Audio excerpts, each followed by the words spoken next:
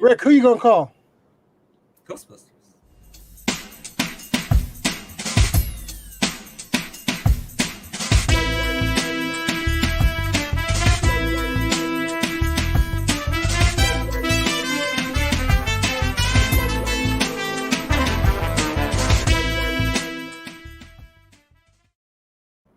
That was the most timid Ghostbusters. You gonna call it Ghostbusters? It's like of course, Ghostbusters. Ghostbusters? Yeah, Ghostbusters. Ghostbusters. All right, welcome to number 104 of the SF Company Hour here on the SF Comic Co. YouTube channel. Welcome if it's your first time. Welcome if it's your last time, whatever. Welcome to both of you, both the demographics. I am Ray Doomzilla. Next to me is Mr. Maximum Effort Grayson. We do this little YouTube channel, the SF Comic Co. We talk about movies, TV, comic books, video games, occasional wrestling. Just a bunch of dork stuff. The shit we like to talk about.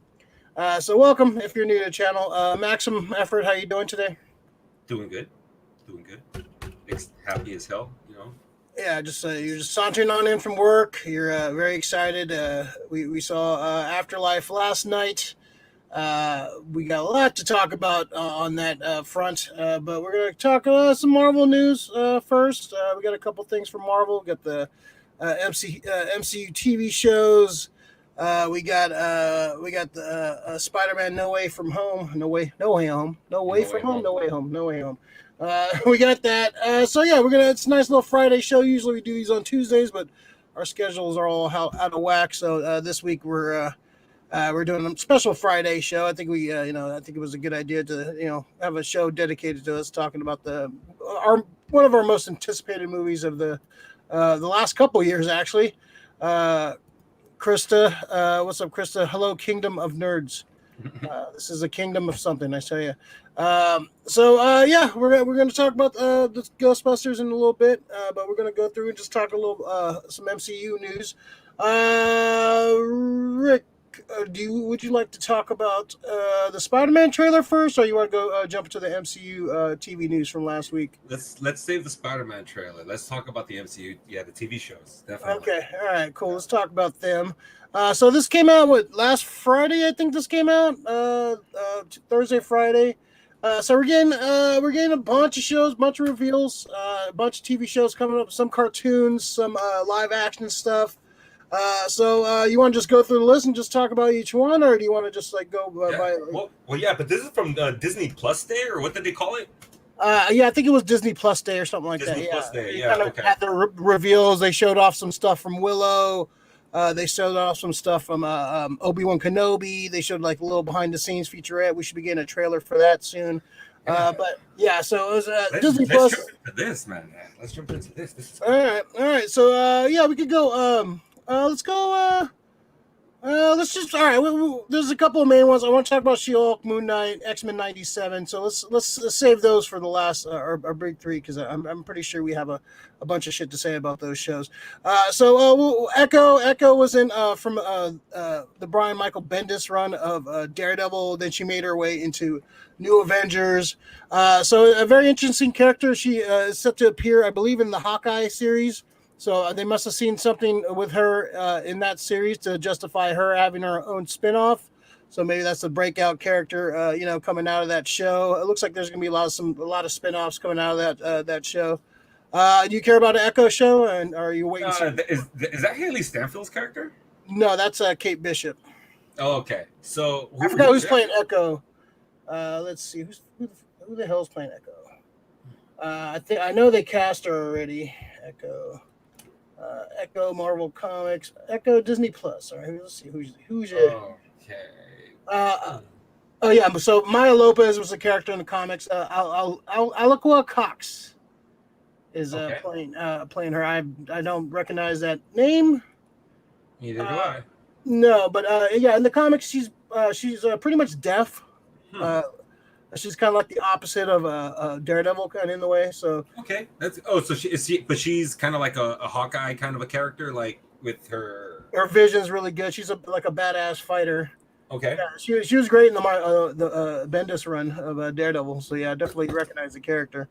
Yeah, good writers make great characters, man. Yeah, so that's I'm gonna wait and see. Let me see how she does in the Hawkeye series. Then I'll be a little more excited about it once I see her character on screen, because we haven't seen her yet in the MCU. So, but if her role justifies a spinoff already, so yeah, like a whole spinoff. Damn. Yeah, so it must be interesting. Yeah, so okay.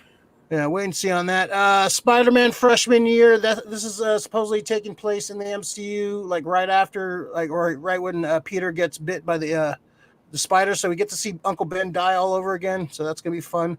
What do you think of this, Ben? This is animated, I believe. So what do you think of this? Do we need a prequel? Like, do we need to see high school Spider-Man anymore? Like, you know what? If we're gonna do that, I'm just happy that it's animated and not live action. I mean, we can go beyond that already, I think.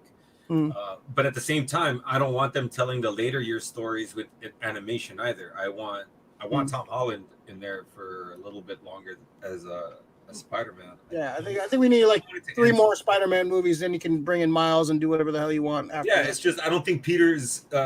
Maybe they had other Spider-Man who were like, oh yeah, enough of Peter Parker. Yeah, I want this Peter Parker in the MCU. This is the one. This is the Spider-Man I'm enjoying the most.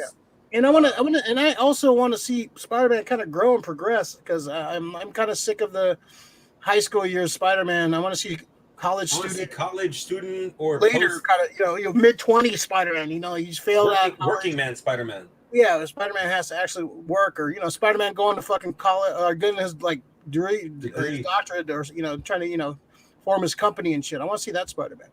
Yeah, I agree. Yeah. Let's see. We got Agatha, House of Harkness. This was coming out during WandaVision. She was definitely one of the standout characters. Agatha, House of Harkness. I believe this might be a prequel kind of sequel kind of thing, where you kind of see her origins and her kind of throughout history. She was definitely a fun character. I wonder what they're going to go with how meta they're going to go with, because WandaVision got very meta at certain points. So I wonder how far they're going to go into the humor with this show. But they got the right person for the job, because she's hilarious. Why am I blanking on her name now? Who? Catherine Hahn. Catherine Hahn, yeah.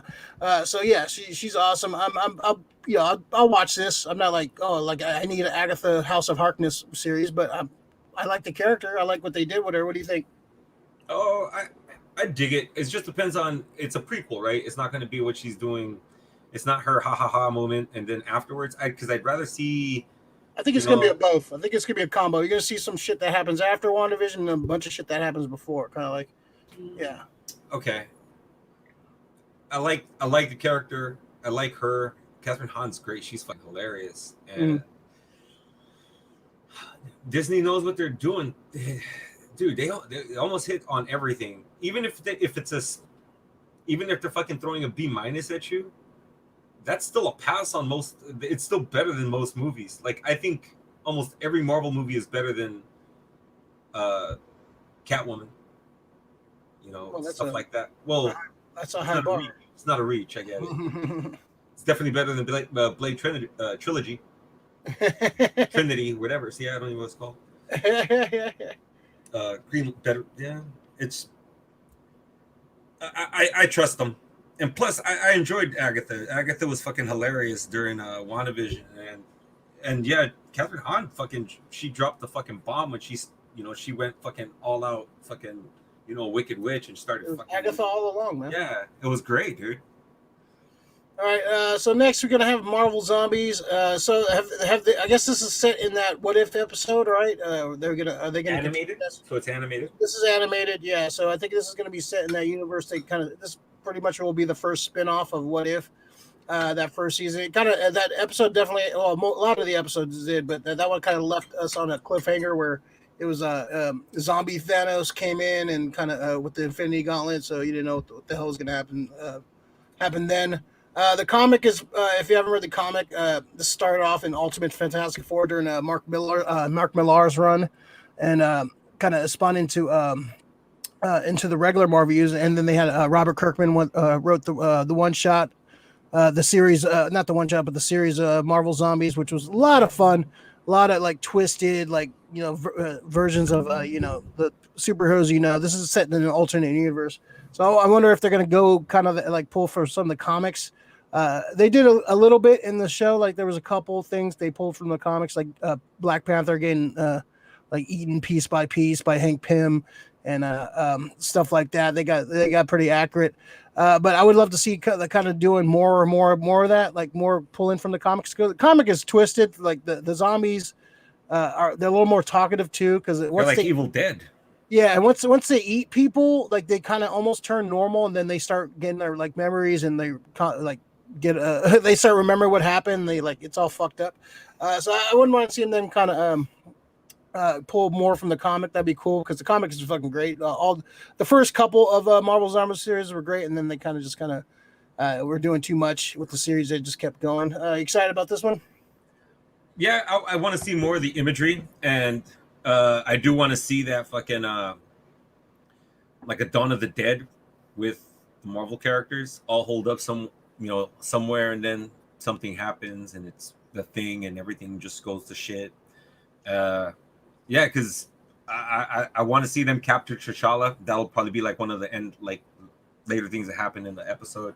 I want to see the points and how they get to them, because we already seen like pretty much the outcome. This is all pretty much prequel shit, right? That's what I'm thinking. It's right, because that universe is done, because we're snapping shit. Well, it's Thanos, right? It's Thanos coming in. Is that the end of it, or is that the beginning of it? I would rather see them how it all kind of started and how like the world turns, and like 4 episodes like that. That'd be sick. If it's an 8 episode run, how about you give me 4 episodes of how it became, 4 episodes of how, and then you see, you start the next episode and you just see that last moment, and then it goes from there. Yeah, I'd be down with that. That'd be cool.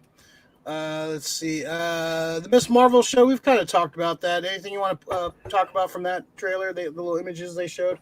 From which one? For Miss Marvel. I didn't really get to see the images from Miss Marvel. Yeah, it looks like a cute show. It looks like it's, she's a fangirl. She's, yeah. I'm not like super juiced to it. I'll watch it, but I'm not like I can't wait to watch Ms. Marvel. I think I'll still watch it because it's, it's part of the larger story, but not like super juiced of it. No disrespect to the character at all, but I'm just not, I'm not really super, like, I've only read a few things of Ms. Marvel. I haven't really read her single run. I've seen her in other comics and shows. So like characters like fun and charming, but I'm not like super connected to her. Like I can't wait to see this series, but a lot of people are juiced for it. A lot of people love the character. So, it should be fun. I think it's going to be fun, dude. I actually want to check that shit out, because I think she's going to come into play in bigger things, and something that happens in her show, she's going to lead into eventually being, in the Young Avengers. That's what I'm looking forward to with all these people that they're adding. I'm like, oh, they're going Young Avengers. Oh, yeah. And she's going to be a big part of the next Captain Marvel movie too. Is she? Oh, okay. Yeah, it's called The Marvels. So like you're going to have what's her name? Rambeau is going to be it. She's going to be in it. Brie Larson. So basically, it's all the Marvels, pretty much. Hence the name, The Marvels. Yeah. So I think it's going to be sick. I think that's going to be the one that's gonna creep out of nowhere. I think it looks fun. It looks like I'm just hoping it's not Gilmore Girlish. It's like, fuck you guys getting me to watch Gilmore Girls. Like, I wouldn't even watch it. This is under false pretenses. I don't want to get Jerry Maguired again. I like Jerry Maguire. I know but it's like I go in thinking it's a sports flick, and I'm like, hey, romantic movie. Romantic movie. I was flim flammed. Not cool. Rick, you had me at hello. Yeah, I usually do. What If season 2? That's kind of like a no-brainer. Like, the first season was great. Do you want to kind of continue in the story from the first season, or kind of doing its own thing, like doing a brand? No, I want new things. Especially we don't know who's cameoing in what yet. XMen mutants. Yeah, I think we won't get them Doom, until they show up in the Fantastic proper. Four. But I just want to mention. Yeah, Even if we won't get see like a them mention. until they show up in the proper MCU. They're not going to be showing up in What If. But once they do, like season 3 and 4, are gonna they could do some fucking cold shit. Because I want some Easter eggs as far as like Baxter building shit and I kind of like I get what they're doing. Like Grand Malkin Mansion. Yeah, it's What If for the MCU. I kind of want them to go dig through some of the comic storylines and do some of maybe do some of the storylines from the comics that that haven't been touched with a What If from the comic. That'd be kind of fun. Like kind of switch it up a little bit. But yeah, like a pure original one. Yeah, like from a storyline from the comic, not from the MCU. This is all MCU based What Ifs. So, what's that guy's name from Iron Fist? Finn what? Finn Jones. What if Finn Jones wasn't cast as Iron Fist? What if Finn Jones put in like 20% of effort in? Yeah. What if Wu Ping? What if Wu Ping was the fight coordinator for that? Wu Ping his ass. That's what I fucking. Yeah, all they need was a fight choreographer, man. The second season was sick, but it's because of the chick. Well, she's awesome. I'm not going to talk about. I'm not talking about. What happened? I'm not talking about fucking Iron Fist. Iron Fist. We're talking about good shows. Danny, what is that? A rabbit? What the hell is that? Is that that's a peace sign. I don't think it is. I always thought it was, but it looks like a weird rabbit. What is it? Danny, explain your. Danny, stop posting some weird emojis. It's like a poop bunny. Honda Lauren, you complete me. I think he's talking to you. Let's see. At hello. All right. I am Groot. Sure, it's gonna be cute. It's animated. Yeah, I don't care. It should be fun. It should be fun. Fine. If it's like for kids, I don't know who that's for, but I don't care.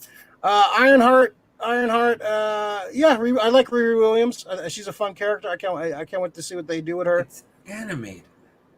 Ironheart? Is it? No, Ironheart's live action. They cast her live action. Okay, perfect. Then I'm all in on that. I think this is gonna be like a prequel to Armor Wars. I think we're gonna have some Rhodey's gonna show up. We're gonna have some fucking. This is gonna kind of set up Armor Wars. I'm finally gonna have an Iron person that I fucking like.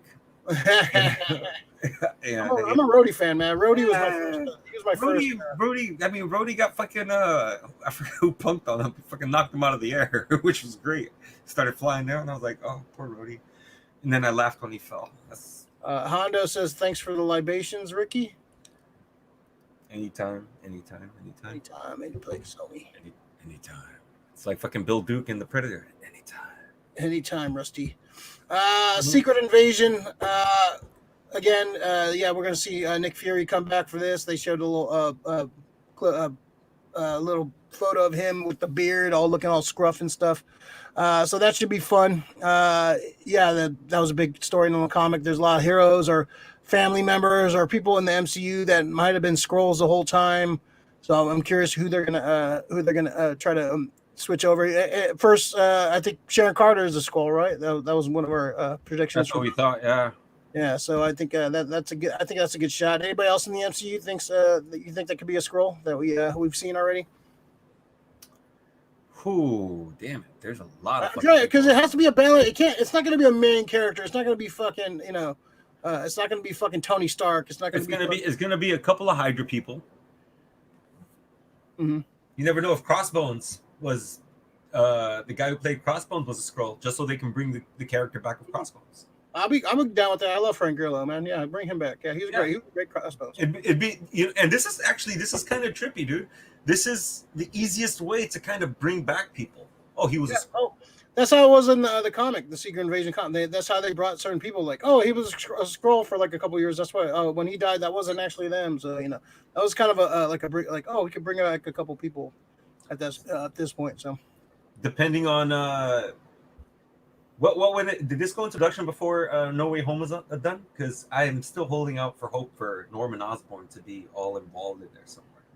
You would hope so. Yeah, I don't know, like if they're gonna what they're gonna do with Dark Avengers, baby. Yeah, that'd be sick. If like Defoe's in here and he oh man, that'd be kind of cool. I don't know. We'll see. I don't know. Oh man, we'll see. Possibilities. Possibly. Possibilities. All right. All right, let's talk. Let's talk X-Men '97. This was a big one. This was definitely a one where I was definitely excited about and curious about. X-Men '97 is, of course, a reference to the X-Men. That cartoon was at '92 to '96, I believe, something like that. So yeah, one of the most famous like '90s cartoons, up there with like Batman and like basically like when you talk about '90s cartoons, like X-Men and Batman are pretty the ones you pretty much talk about because those are like the big ones for sure. I'm juiced about this. I definitely want to see like where they go. Are they going to be like in the? Are they going to be set in '97? Is it going to be just set in that universe like right after? I definitely. Did you ever watch the last season of X-Men?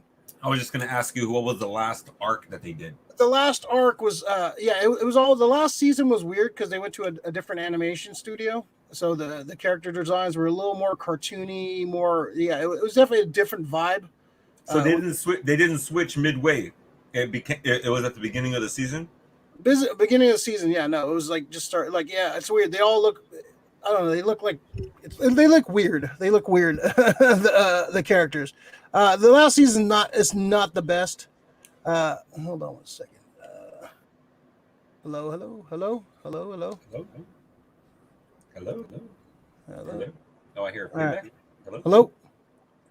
I hear a little echo, but well, we'll power through. It's not great. So the last arc is like Professor X is dying, and he has to go. I think he goes to kind of what would happen in the comic where he was dying. He went up into space with Alandra. That's why when he came back at first during the '90s, the early '90s, late '80s, he was walking again. He was walking. Yeah. I have seen that one, man. Yeah. No. This is when he went into space. This is after that. This is not. He didn't. This was the end of the series.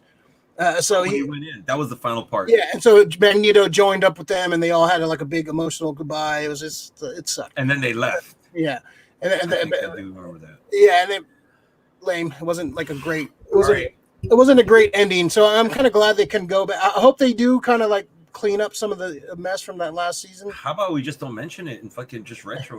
So I just X-Men 92 to skip 94, 96, go right to 97. Yeah. If everybody from like nowadays doesn't even fucking care about what happened back then, so we can just skip it and just say it didn't happen. Yeah, you can do. Yeah, well, it wasn't nothing. There was nothing like you need to really fix too bad. It was just the animation sucked and the storyteller wasn't that great. So it's not really nothing you need to sweep under the rug too much from that season. But I'm just kind of my hoping from the series is that they pull the stories that were coming out, just like the series was, kind of pulling and kind of mixing, matching the X-Men stories. And they have 20 years of X-Men stories to play around with from that time. So I think this could be fun because definitely there's some great X-Men stories in there. There's a lot of shitty ones too. So I wonder how they're going to play around with some of those. But I'm very curious about this. You got to bring back the theme song, probably the most memorable theme song of all time. I think they have to bring that back too. Yeah, that's a guarantee. Like because that's just nostalgia bug right there, man. People hear that song and just yeah, definitely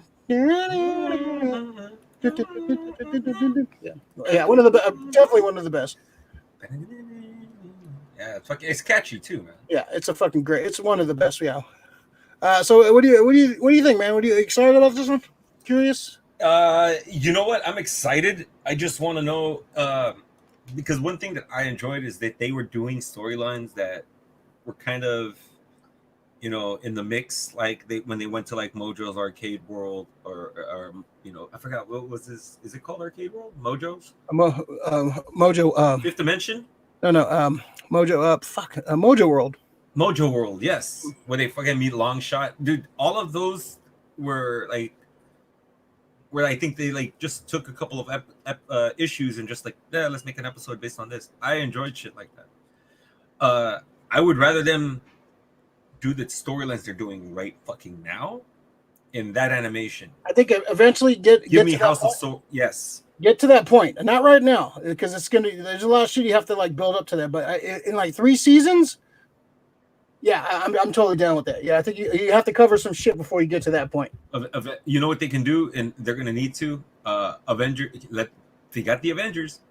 You're gonna have to have a season of Avengers versus X-Men. That might be your third season to set it up. They're gonna save that for a movie. That's gonna be a movie in like 8 years. That's gonna happen at some point for sure. Oh man, who's gonna be the Avengers at that point? That's the question. It's gonna look a lot different, for sure. But I hope they find a. I hope they kind of like if they can't get Chris Evans back or they're gonna keep. I think they're gonna have to keep Hemsworth. He's the one who's the person they can probably keep the most. Yeah, because Thor is like he looks. He's gonna be. He can look old and still look like Thor.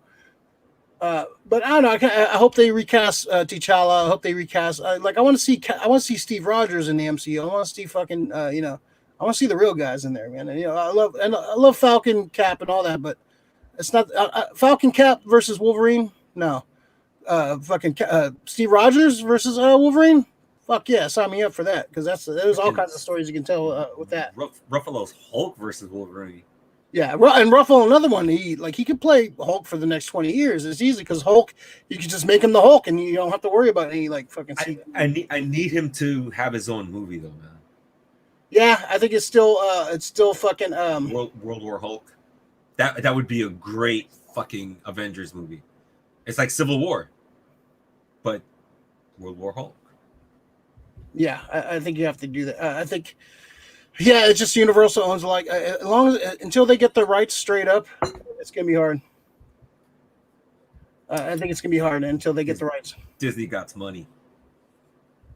They do, but Universal doesn't have that much to fight for, so they have leverage right now because they have nothing else to fight for, so they get held down to that. That's so sad because they're Universal. They've made great movies over the years too. But they can't fucking find a franchise. Yeah, the Fast and the Furious is all they have really in Jurassic Park. Jurassic Park, it's about to end. Dominion's about to. I think they just wrapped on Dominion too.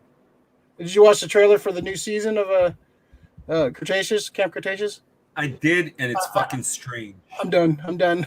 I can't now. I was like, they're doing too much. Way too much. I think I'm gonna have to sit through it to see how they justify it. You're just gonna be angry. Yeah, I know. I have to do it to myself because it's the final thing. I'm just gonna see it through at this point because it was so good, and I was just like, oh, they're starting back from the boat. Did you guys search the fucking boat? No, you didn't. After you guys saw claw marks, stupid children. Stupid children. Stupid kids. I would let them get eaten at this point. Yeah, I think so. If I was an adult, yeah. Moon Knight. Oscar Isaac's coming in playing the Moon Knight. Mark Spector and among other names. I think he does a great job. It's pretty much all him in the trailer, but it sounds like 5 different people because in the comic, Moon Knight is kind of schizophrenic. He has split personality disorder, so he's so deep in all these characters. He went deep undercover as one character, and now he believes he's that person. And it's kind of like a Memento kind of situation where he has to kind of solve this. Who is this Moon Knight character? Spoiler alert! It's him. He's Moon Knight. So he's been kind of called Marvel's Batman, and there's definitely some similarities with the costume, and he has batarangs, and he has a moon-shaped ship, and his origin has ties to ancient Egypt. There he is. There he is. There he is. He heard Egypt. It's cats, man. So Moon Knight. You got to see a couple glimpses of Moon Knight, him beating the shit out of somebody, him jumping through rooftops and stuff. It looks Oscar Isaac's, just fucking. He's based this generation's Al Pacino, man. This guy's just kind of killing it right now. I think he's going to do great as a creepy, crazy, insane character that is Moon Knight. What do you think of this one, Rick? Fucking loved it. He's I heard all the voices and it tripped me out. I was like, that is him, isn't it? He's the only other person that I really liked when it came to this was McAvoy and Split, and McAvoy did sudden like small nuances and just like how he like spoke. This guy is creating different voices for everybody. It's like Randy Orton, man. He hears voices in his head. Yeah. Who knew that Oscar Isaacs was fucking like Mel Blanc and shit, you know? But it's pretty sick that he should get a lot of voice acting work after this. He has done some voice acting where he did. He did Gomez. Yeah, and the guy can act, man. The guy can fucking act. He's a fucking. He's no joke. Fucking love Oscar Isaacs, man. Guatemala, woo! We got one. Yeah, exactly. We got one. Cheers. Woo. Cheers. But yeah, Moon Knight's gonna be sick. The only thing I was so pissed off at, and of course, you know, they're gonna keep you fucking waiting. I want to see what he looks like. Just full on shot. Yeah, they kind of did that with all the shows. They didn't give you like that money shot. The She-Hulk kind of had a money shot for me. They probably gave you the most though in She-Hulk. You know, I mean, you didn't get like look at the Morbius trailer. I'm not comparing these shows to Morbius, but look at how they did their trailer. They showed you everything. Showed you a good shot. I mean, I still agree with you. I think it's a really good fucking mold of Morbius's face. He's gonna look the part. I just don't know about how good the movie's gonna be. But yeah, I just think it's gonna be just a fucking Jared Leto fest for most of the movie, and then we'll get a Morbius like at the fucking like the last fucking last 10 minutes will be Morbius, like full Morbius, and then the movie's over, and then it's gonna semi tie into Spider-Man. And then everybody's just it's gonna MCU. Like no.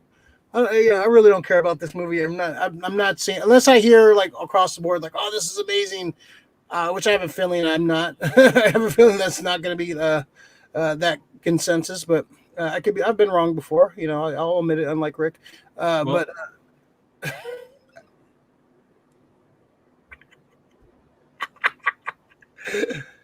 Rick's never been wrong. In 20 years I've known him. He's never been wrong.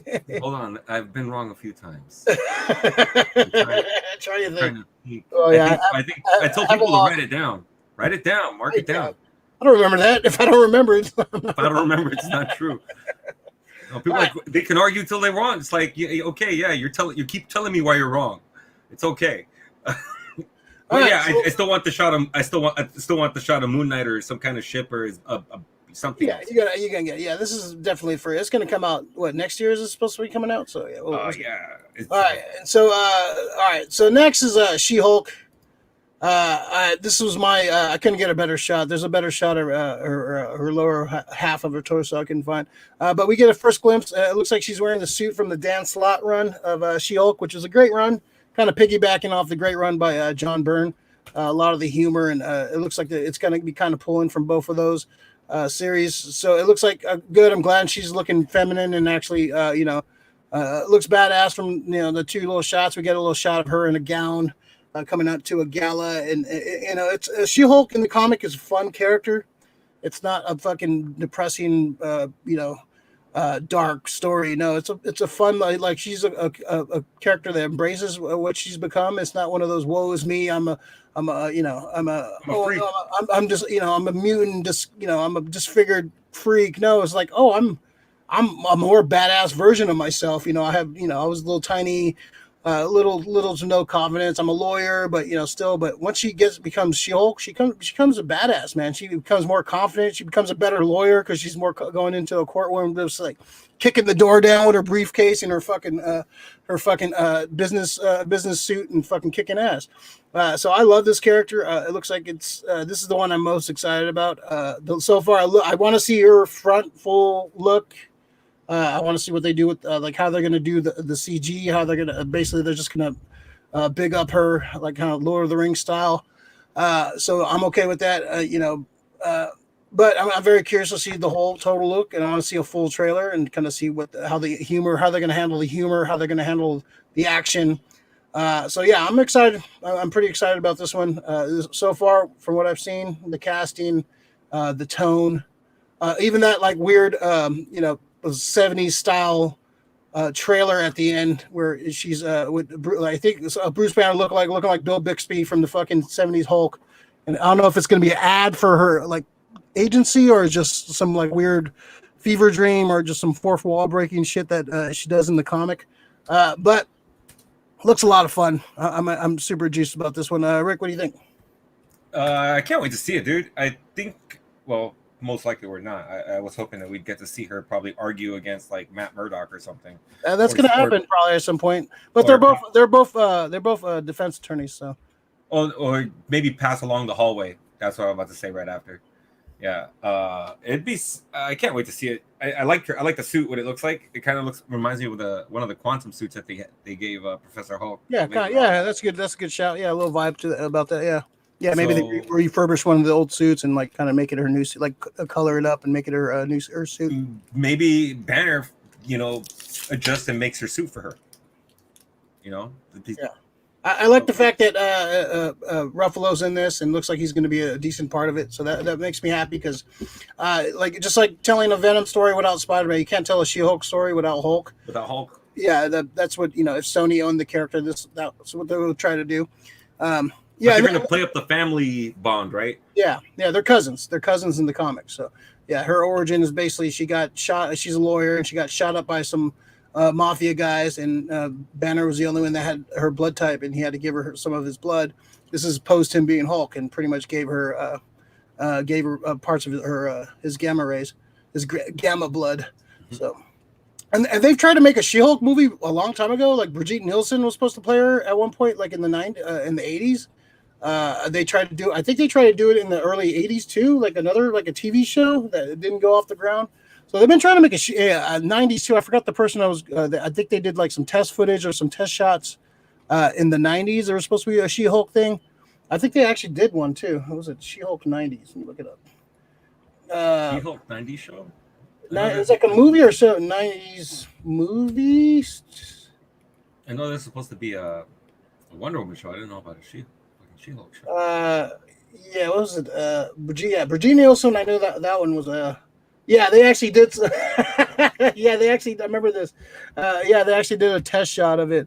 Let me see if I can bring it up. No. Really? No, it's gonna suck hella bad. It's pretty bad. I remember seeing this in like Wizard or some shit back in the day. Let's see if I can pull it up real quick. There it goes.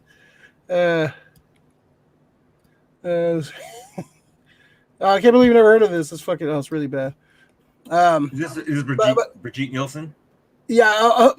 Are you like? So what do you like? What do you? Are you hoping? Is she gonna? Hopefully, she ties into the. I can't pull it up. You can look it up. It's fucking. It's pretty hilarious. Yeah. I can't wait because she's a big part of a lot of these. Like she she was an Avenger for a long time. She was fantastic. A member of the Fantastic Four for a long time. So she has a lot of ties to the MCU, not just the Hulk. Hulk and. Yeah, it's pretty bad, right? Did was like the Madonna fucking stylist? Yeah, she got the pointy cone boobs. Yeah, what the fuck was? Pretty hilarious. We dodged a bullet on that one. So the Stallone. So yeah, I'm curious. I'm very excited about this. This one. This is on top of my list of the ones I'm anticipating the most. So I'm so far I like what I see. I'm pretty excited about this one. All right. If you're new to the channel, please do that. A nice bother and give us a like and subscribe. Let's see. Yeah, be like the Hulk. Hulk smash. She-Hulk smash. Hulk smash. Every usually Tuesdays at 8 p.m. This week we're doing a little something special since Afterlife was the big movie last night. Figure we have a lot to talk about after we see it, so we're gonna do a full spoiler in a little bit. But first, we're gonna talk about the SpiderMan No Way Home trailer.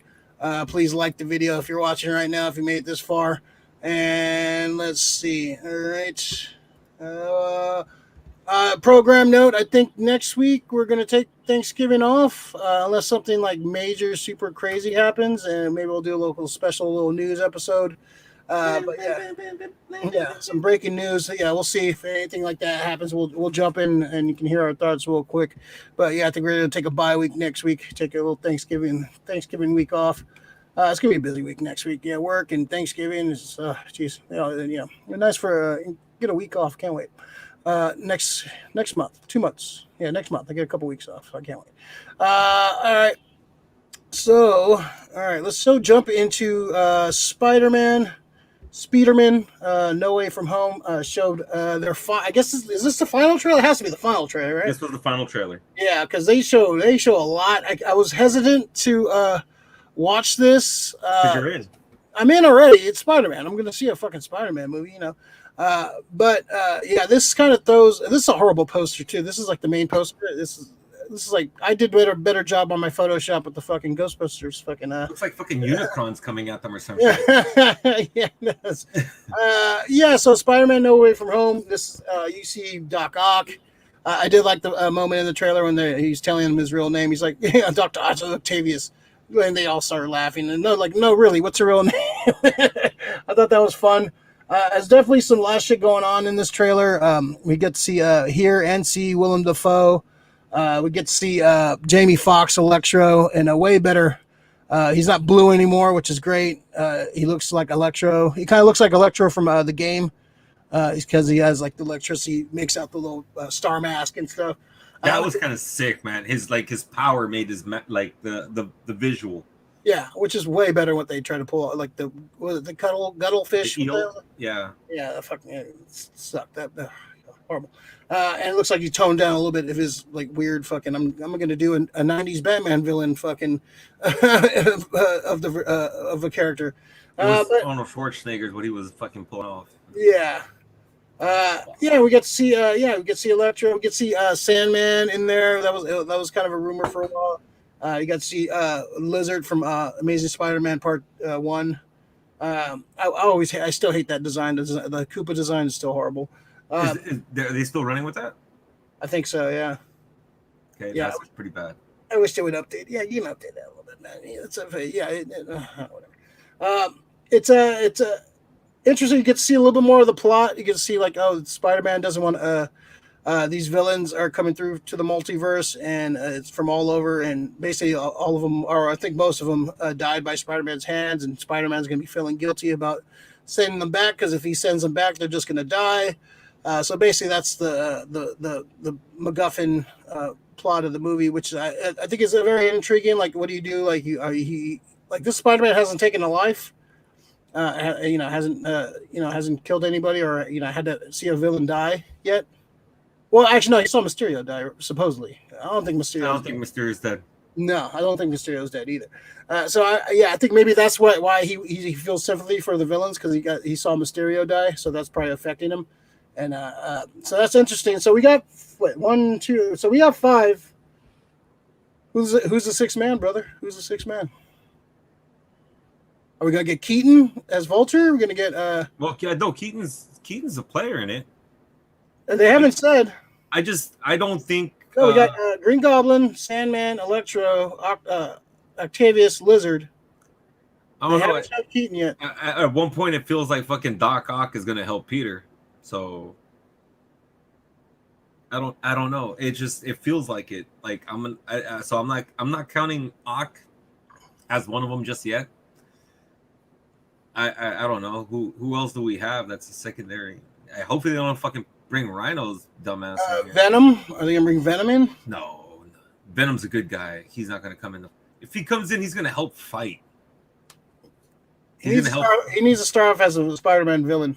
Yeah, he's gonna help Spider-Man, and then it's gonna be, oh yeah, we're gonna fight later. No, yeah, I don't know. I'm as a villain first. No, but that's what they're gonna. If they bring him in, that's what will happen. He's a hero. What a bunch of horse shit. It's Sony, that's how they're marketing Venom right now. He's a hero. He's kind of an anti-hero, but he's still a hero to them. I don't know who will fucking bring in. You're obviously gonna get. I think you're gonna get the other two Spider-Man. I don't really give a shit what it. Oh yeah, they're trying to hide it. There's been I think in the Brazilian international trailer or some shit, you see fucking when they're fighting, like in this shot right here, you see fucking Lizard getting knocked Yeah. Like before Spider-Man's even near him, it's like, oh yeah, they're all three Spider-Man are going to be in the scene. You know, they're trying to fucking, yeah, they're going to be in it. Yeah, it's like the worst kept secret for pretty much. I think I got I could have swore I saw a Goblin with no helmet on. Yeah, I saw that too. I hope they don't bring fucking Chris DeHaan because he was the worst part of that fucking.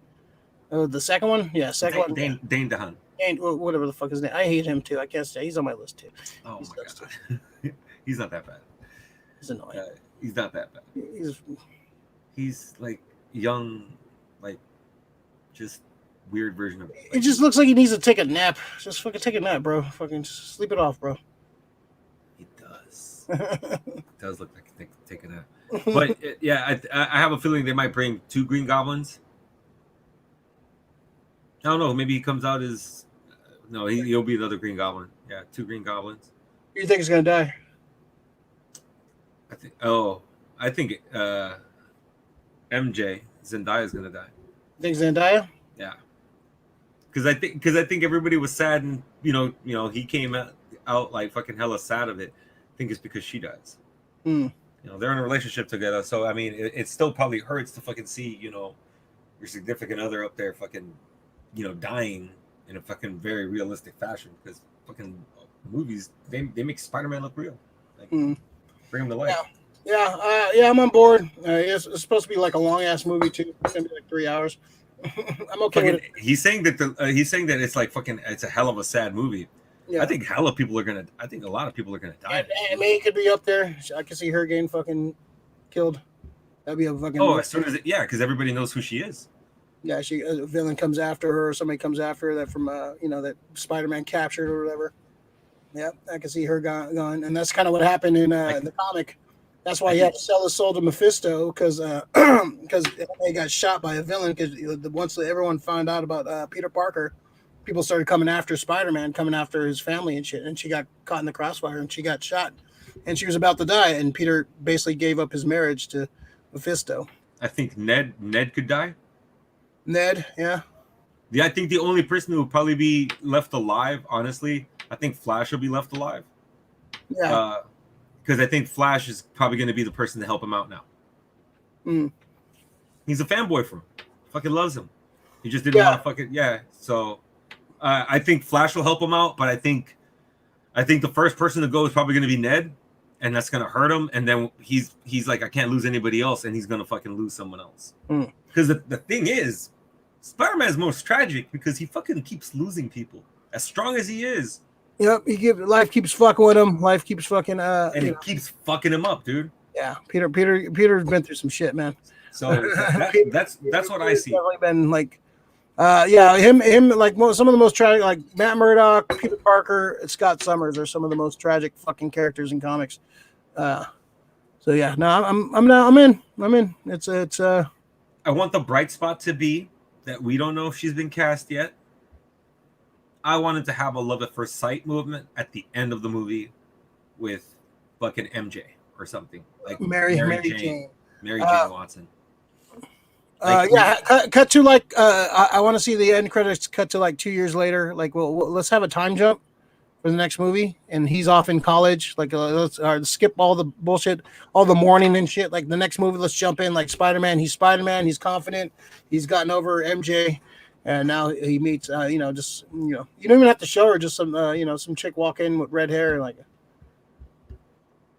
Maybe he just sees the initials and she's like, oh hi, I'm Mary Jane.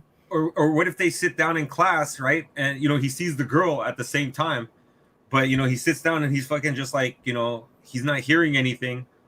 Like they're calling roll and he's just staring at her. They say Parker and he doesn't answer, but then they'll say Watson, Mary Jane, and then they cut off right there. Like just all you need to hear is Watson. Mary Jane Watson. Yeah, they calling roll and that's it. Like and I want to see it like in college, like it's third year in college or some shit. Like fucking yeah. That'd be cool. I just hope his villains don't die because now. No, I want these going forward. I want them to stay. I want them to be they're going to be the villains in the MCU, like for Scorpion. Yeah, Scorpion. No, I want to see some of the other fucking villains too, man. You got a shitload of villains you can use. No, I mean for like just a cameo in this one for the 6th person. There's Scorpions out there. You gotta have somebody big as like if you haven't shown me, like you would have showed Scorpion already. You showed Lizard and fucking Sandman, Electro. What are you saving Scorpion for? That's gonna be like, unless they make Scorpion. Yeah, I don't know if it's a big enough pop, but yeah, Keaton coming in, I can see being a big pop. Venom coming in, be a big pop. If they're hiding it, it has to be somebody pretty significant, like Scorpion. Like, It's not gonna be. Oh shit, Scorpion's in this. Like, no one's gonna give a fuck. Well, I'm trying to think of who else. I mean, all the other villains that they've used. The only other villain I can think of is the young Green Goblin. Hobgoblin. But that'd be a pop. But who would be the actor to play him? Dane DeHaan. And that actually wouldn't. Did he didn't die in the movie? Did he? I can't remember. I only watched it like once or twice. I saw it once. Did he die? Yeah, the only Spider-Man movies I've seen once are the Spider-Man 3 and Spider-Man 2. Actually, no, I've seen 2 a couple times. Like, the action's actually not bad in Spider-Man 2, Amazing Spider-Man 2. The visuals. The action's pretty fun. But the visuals are so bad. Yeah, the visual's not great, but the action, I think the Spider-Man does one of the better suits. The Spider-Man. I like the suit. I just don't like Garfield as Spider-Man, Peter Parker. I just thought he was just not... Too old. Too old and just didn't... Way too old. It just didn't fit for Peter. I don't know. It was too, like... Parker's awkward, but I don't know. He's a different kind of awkward for me. Yeah. He could be in the MCU, but he's not a Spider-Man. Well, the original plan was Garfield was supposed to be in that first Avengers movie. He was supposed to like make a cameo, like swinging by or some shit. They try to make it happen, but thank God they didn't. I'm glad then you're handcuffed to having him. Yeah, he has to be the guy. Yeah, or they recast. They recast before, but you're beholden to that fucking universe's rules and shit. So, I'm okay with that. But Tom Holland, the best Spider-Man. Best Spider-Man. Bar none. Spider-Man. Yeah. Spider-Man. What? Spider-Man. Spider-Man. Leopardon. So, all right. We're in. We're fucking in. No doubts about it. We're in. I just can't wait, man. Hi, guys. Finally tuning in from Lori. Oh, hey, Lori. Hey, Rick. Hey, Ray. No echo here, so you're not excited about the echo? No. It's when we were talking about. Yeah. I know. I was making a joke. Okay. It's called humor, man. Jesus.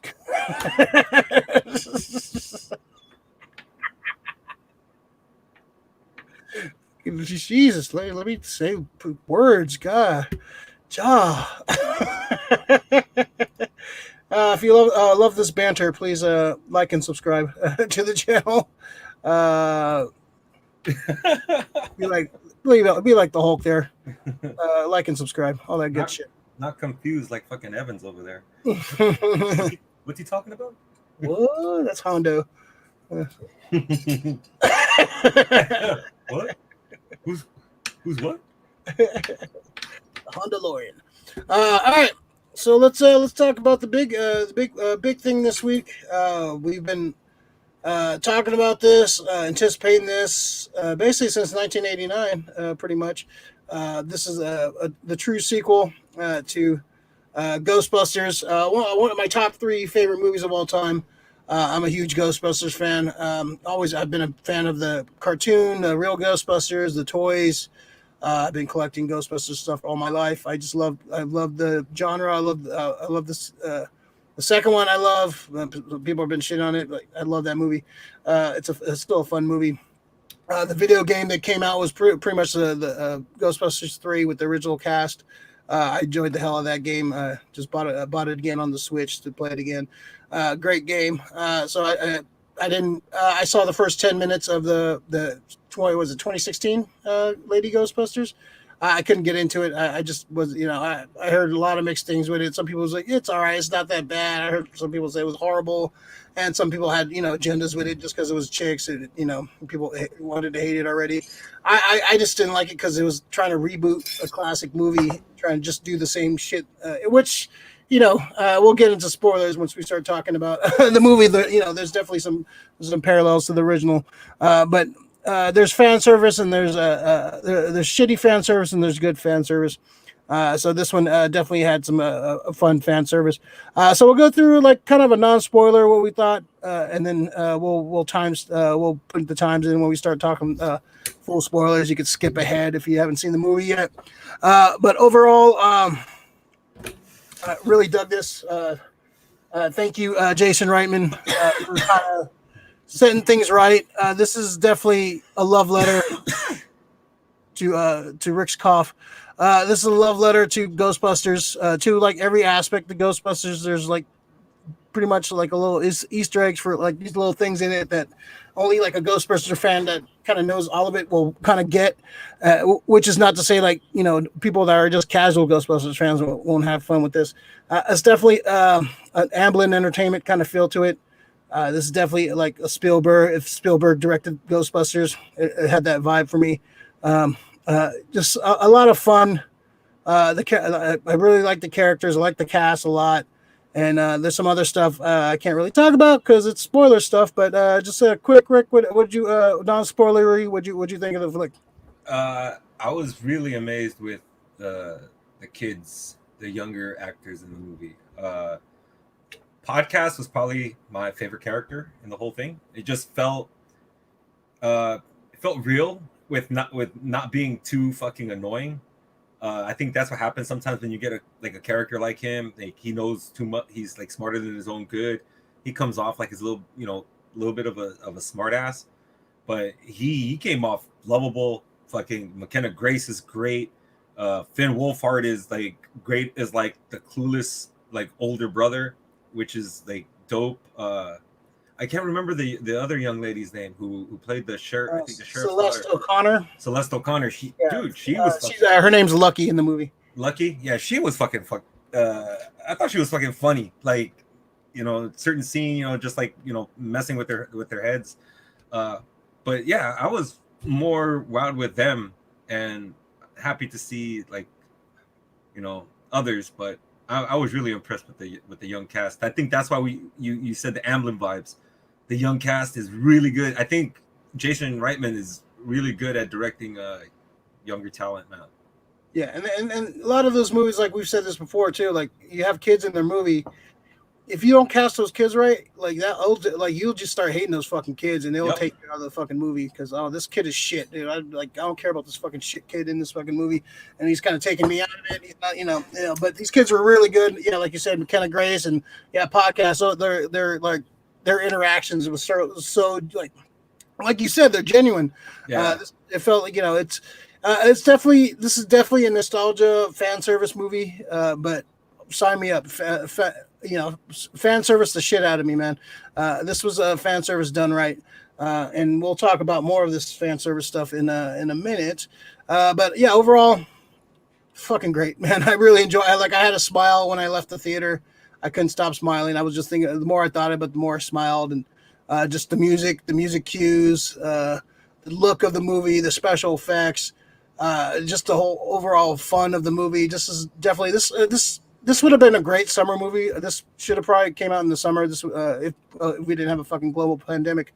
But this definitely had a fun. This would have been a great July. Go to the movies in July and go watch Ghostbusters.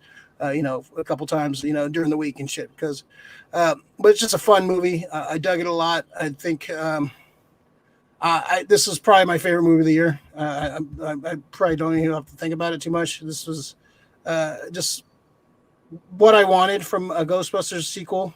What I truly wanted, I guess I want the original cast all together doing a movie, but I'll take this. I'll take this for sure. You want to give a CGC rating, Rick? Oh, I'll give this a 9.3. All right. I'll give this a 9. I'll say a 9.6. Damn near perfect for me. This is damn close to being perfect. A couple things I could have, I could use a little more of, a little less of, but this hit all the spots. This was a movie made for a Ghostbusters fan, by Ghostbusters fans. So this is exactly what a person that loves these characters would go for. Chris, I agree. Logan Kim did a great job pulling off the role. I was glad Stranger Things kid didn't have to get the typecast as a nerd. Now he's pretty good about kind of like doing different roles. He's definitely like kind of doesn't play type. Like he doesn't play like when he played the kid in It, he wasn't playing kid from Stranger Things. In this looks different from the kid from It is. He's clueless in this shit. He's got some range. He's got some I think he's a smart kid. I've met him before. Like he's I've worked his concert. And I met the kid, very humble kid, and a very smart kid. Looks like he has good parents too, good upbringing, so that's very important. All right, so we're going to jump into spoiler talk. Spoilers, if you haven't seen the movie of the Ghostbusters Afterlife, you should turn away now because we're going full spoilers. I'm going to put up the banner. Once the banner goes away, you can jump back in. All right, full spoilers. All right. The boys are back in town. We get to see, we kind of knew this, like the toys kind of spoiled this, and the last trailer kind of spoiled it. And we kind of all knew it was kind of the worst kept secret that the boys are going to be back. So the surviving guys have come back to kind of help out towards the end. We get a great little conversation between McKenna Grace's Phoebe and when she has her one phone call. Mokeem Woodblands, and he says a line. It was kind of like, all right. That was like, that line was a little forced right there, but it was still, it still got your Joss Whedon moment. It was like, all right, you got thrown in there. I love Mokeem. So it's Mokeem. He's probably hella fucking happy to fucking. There was a couple actors in here who took little small roles just to probably be in Ghostbusters because everyone loves fucking Ghostbusters. I love that conversation between Phoebe and Ray, kind of explaining what happened to the Ghostbusters in the last few years, which I thought was awesome.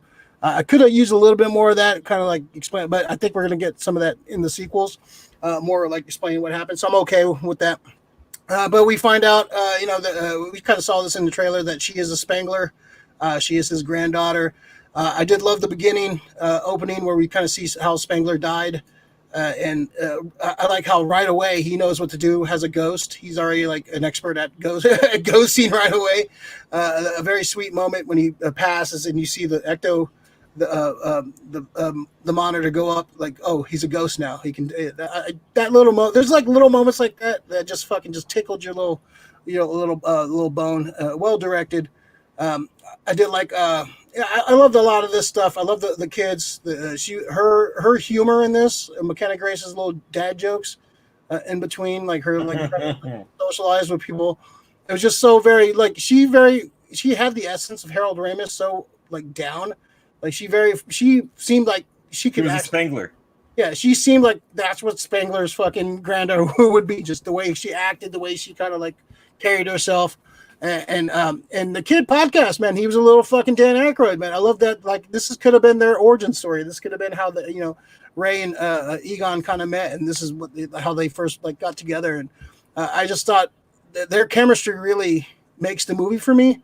This because without that chemistry, those two kids, like how they're like the kid, like the stranger, like the Goonies, Stranger Things, gambling kind of vibe to them discovering the jetpacks and kind of going on their first ghost hunt. And how she like discovers who she is and what her grandfather was trying to do. Just amazing, man. It's very emotional. And we'll talk about the ending, kind of go in depth in the ending. But so let's just. What do you think, Rick? What was some of the spoiler stuff you want to talk about this movie, man?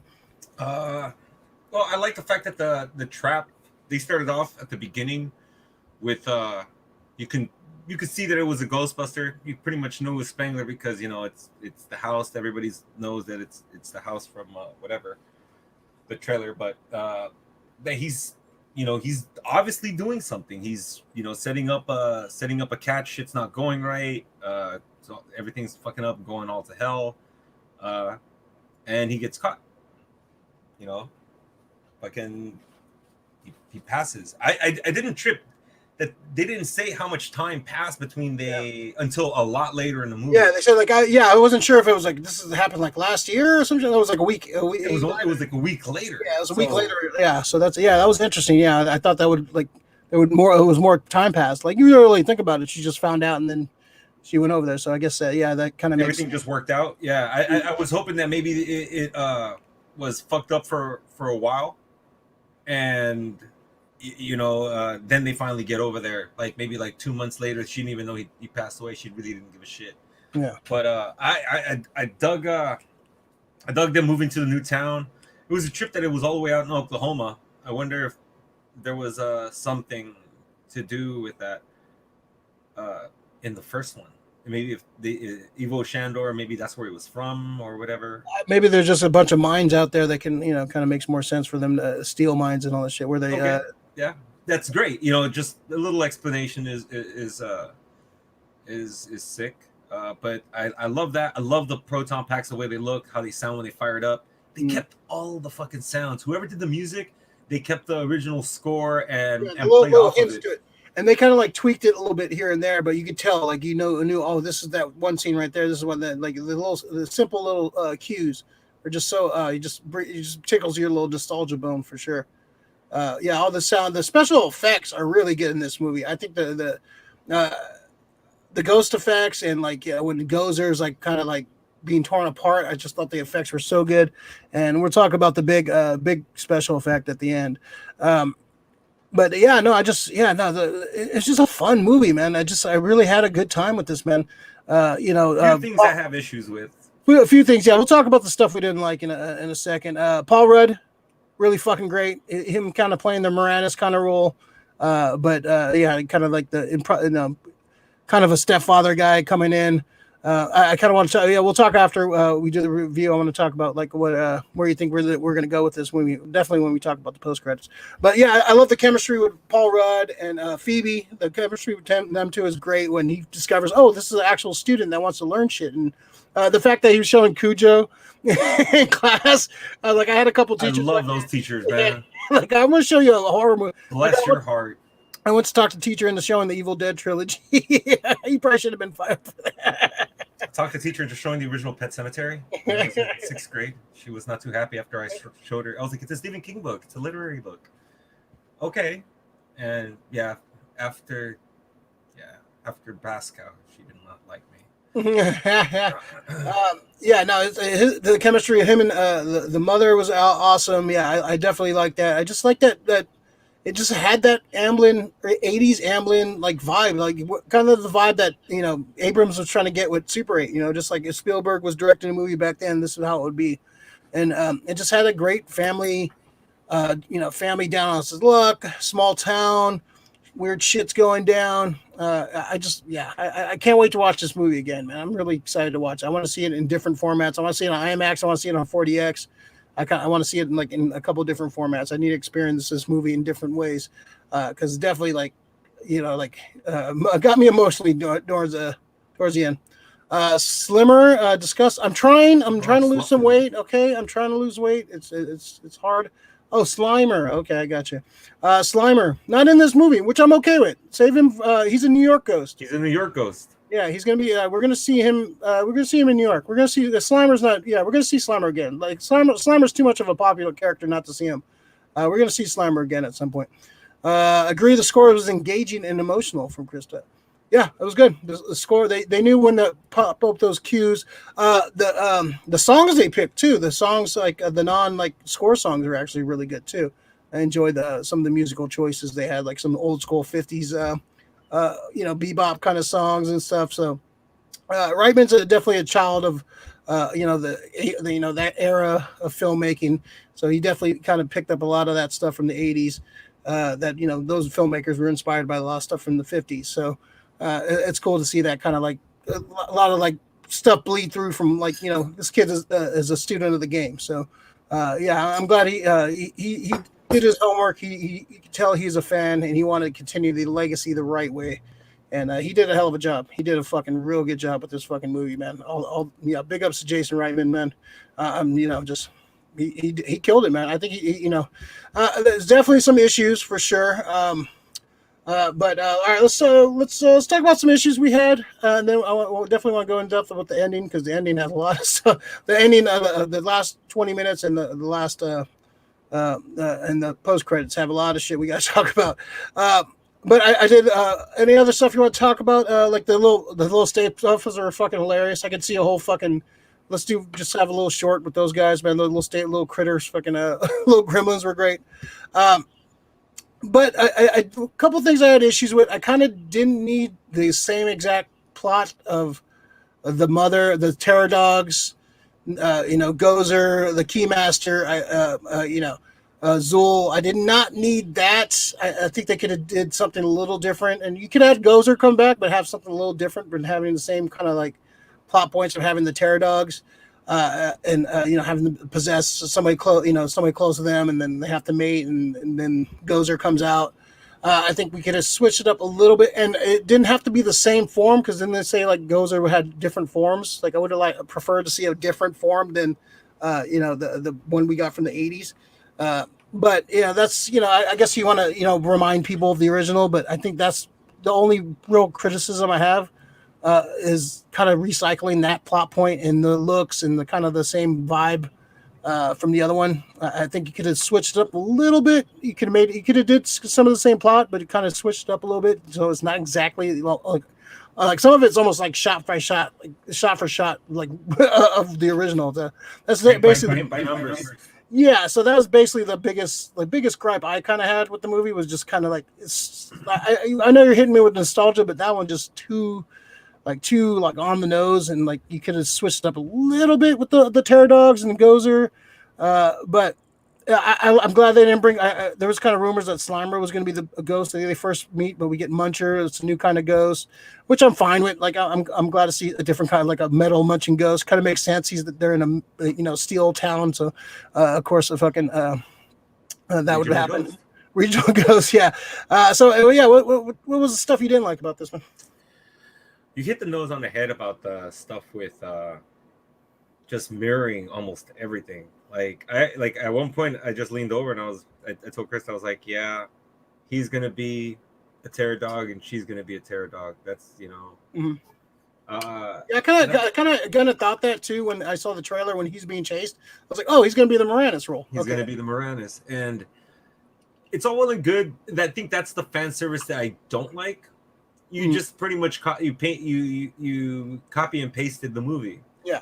Which is cool to a point, but just switch it up just a bit. Okay, so that, and how you said they could have took one thing from the 2016 movie, just one thing, and if Zool would have came in her form, and when that way she sees, and then they're like, oh yeah, we see you, and then and then he goes, yeah, but she's supposed to change form, and then she just turns into something else.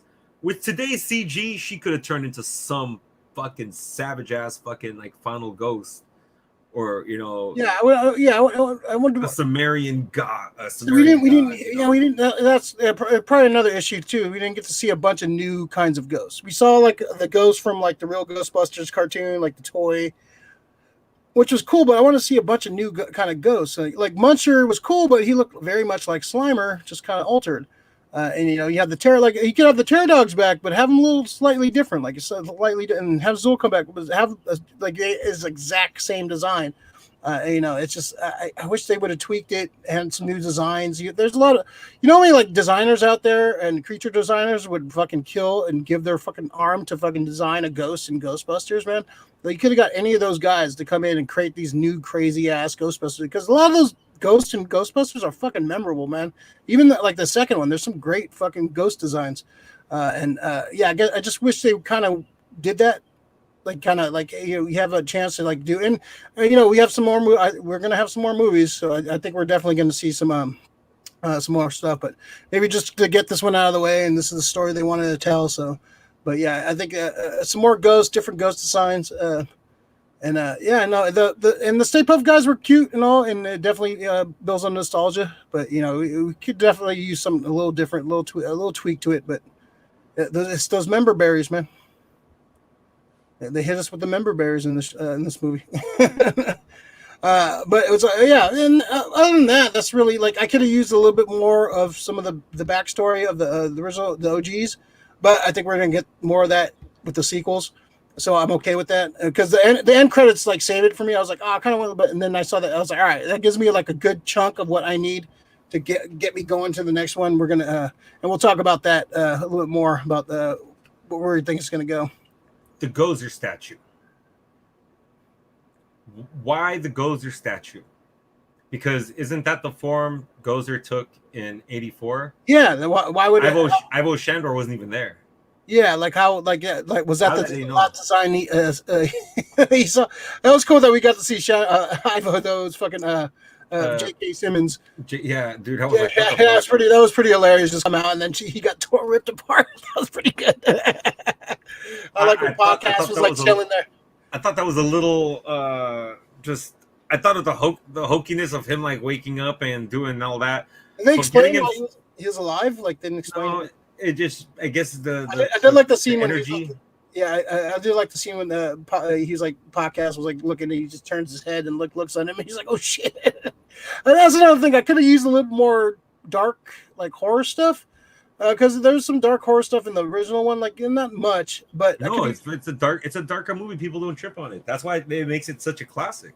Yeah, I could have used a little more darkness, a little more spooky shit, a little more creepy stuff. But I did like the interaction between Phoebe and her grandfather, like kind of her playing chess with him and her discovering like all the shit. That was great. I just love the like how he kind of like he was a great ghost like right off the bat. So he kind of because he was been studying ghosts for all these years. He knows he didn't he didn't need any training to be a ghost. He was like, all right, I know exactly how ghosts react and how ghosts do. So he knew what he was capable of. So I like how he was kind of like guiding her and kind of like leading her what she needs to do. And I thought that was great just to see like basically having Harold Ramis in this movie without having Harold Ramis in this movie. His spirit was all through this fucking movie, like literally.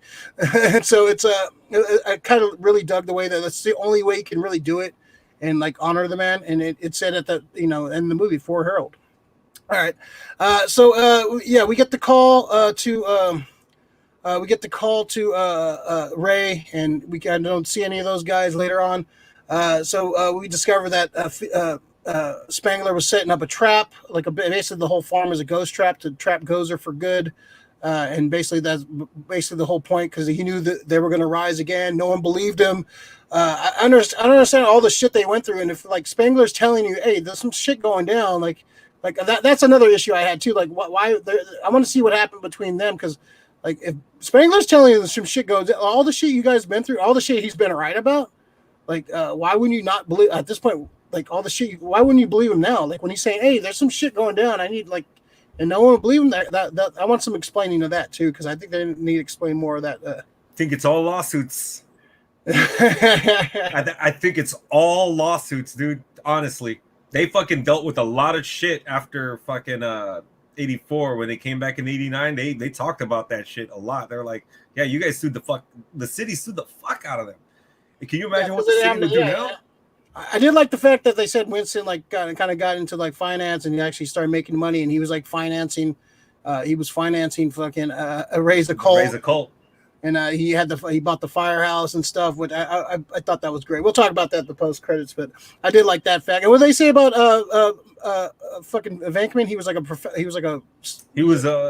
a marketing and business promotion guy, Yeah, that's which is perfect. Advertising and promotions. Yeah, he's definitely one of those guys.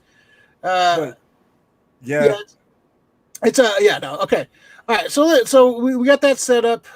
It's the kids. I love their first fight against the ghost. They're driving around town trying to capture it. I thought that was great. The little RC ghost trap was great. I thought that scene was really well shot, really fun. A little too much of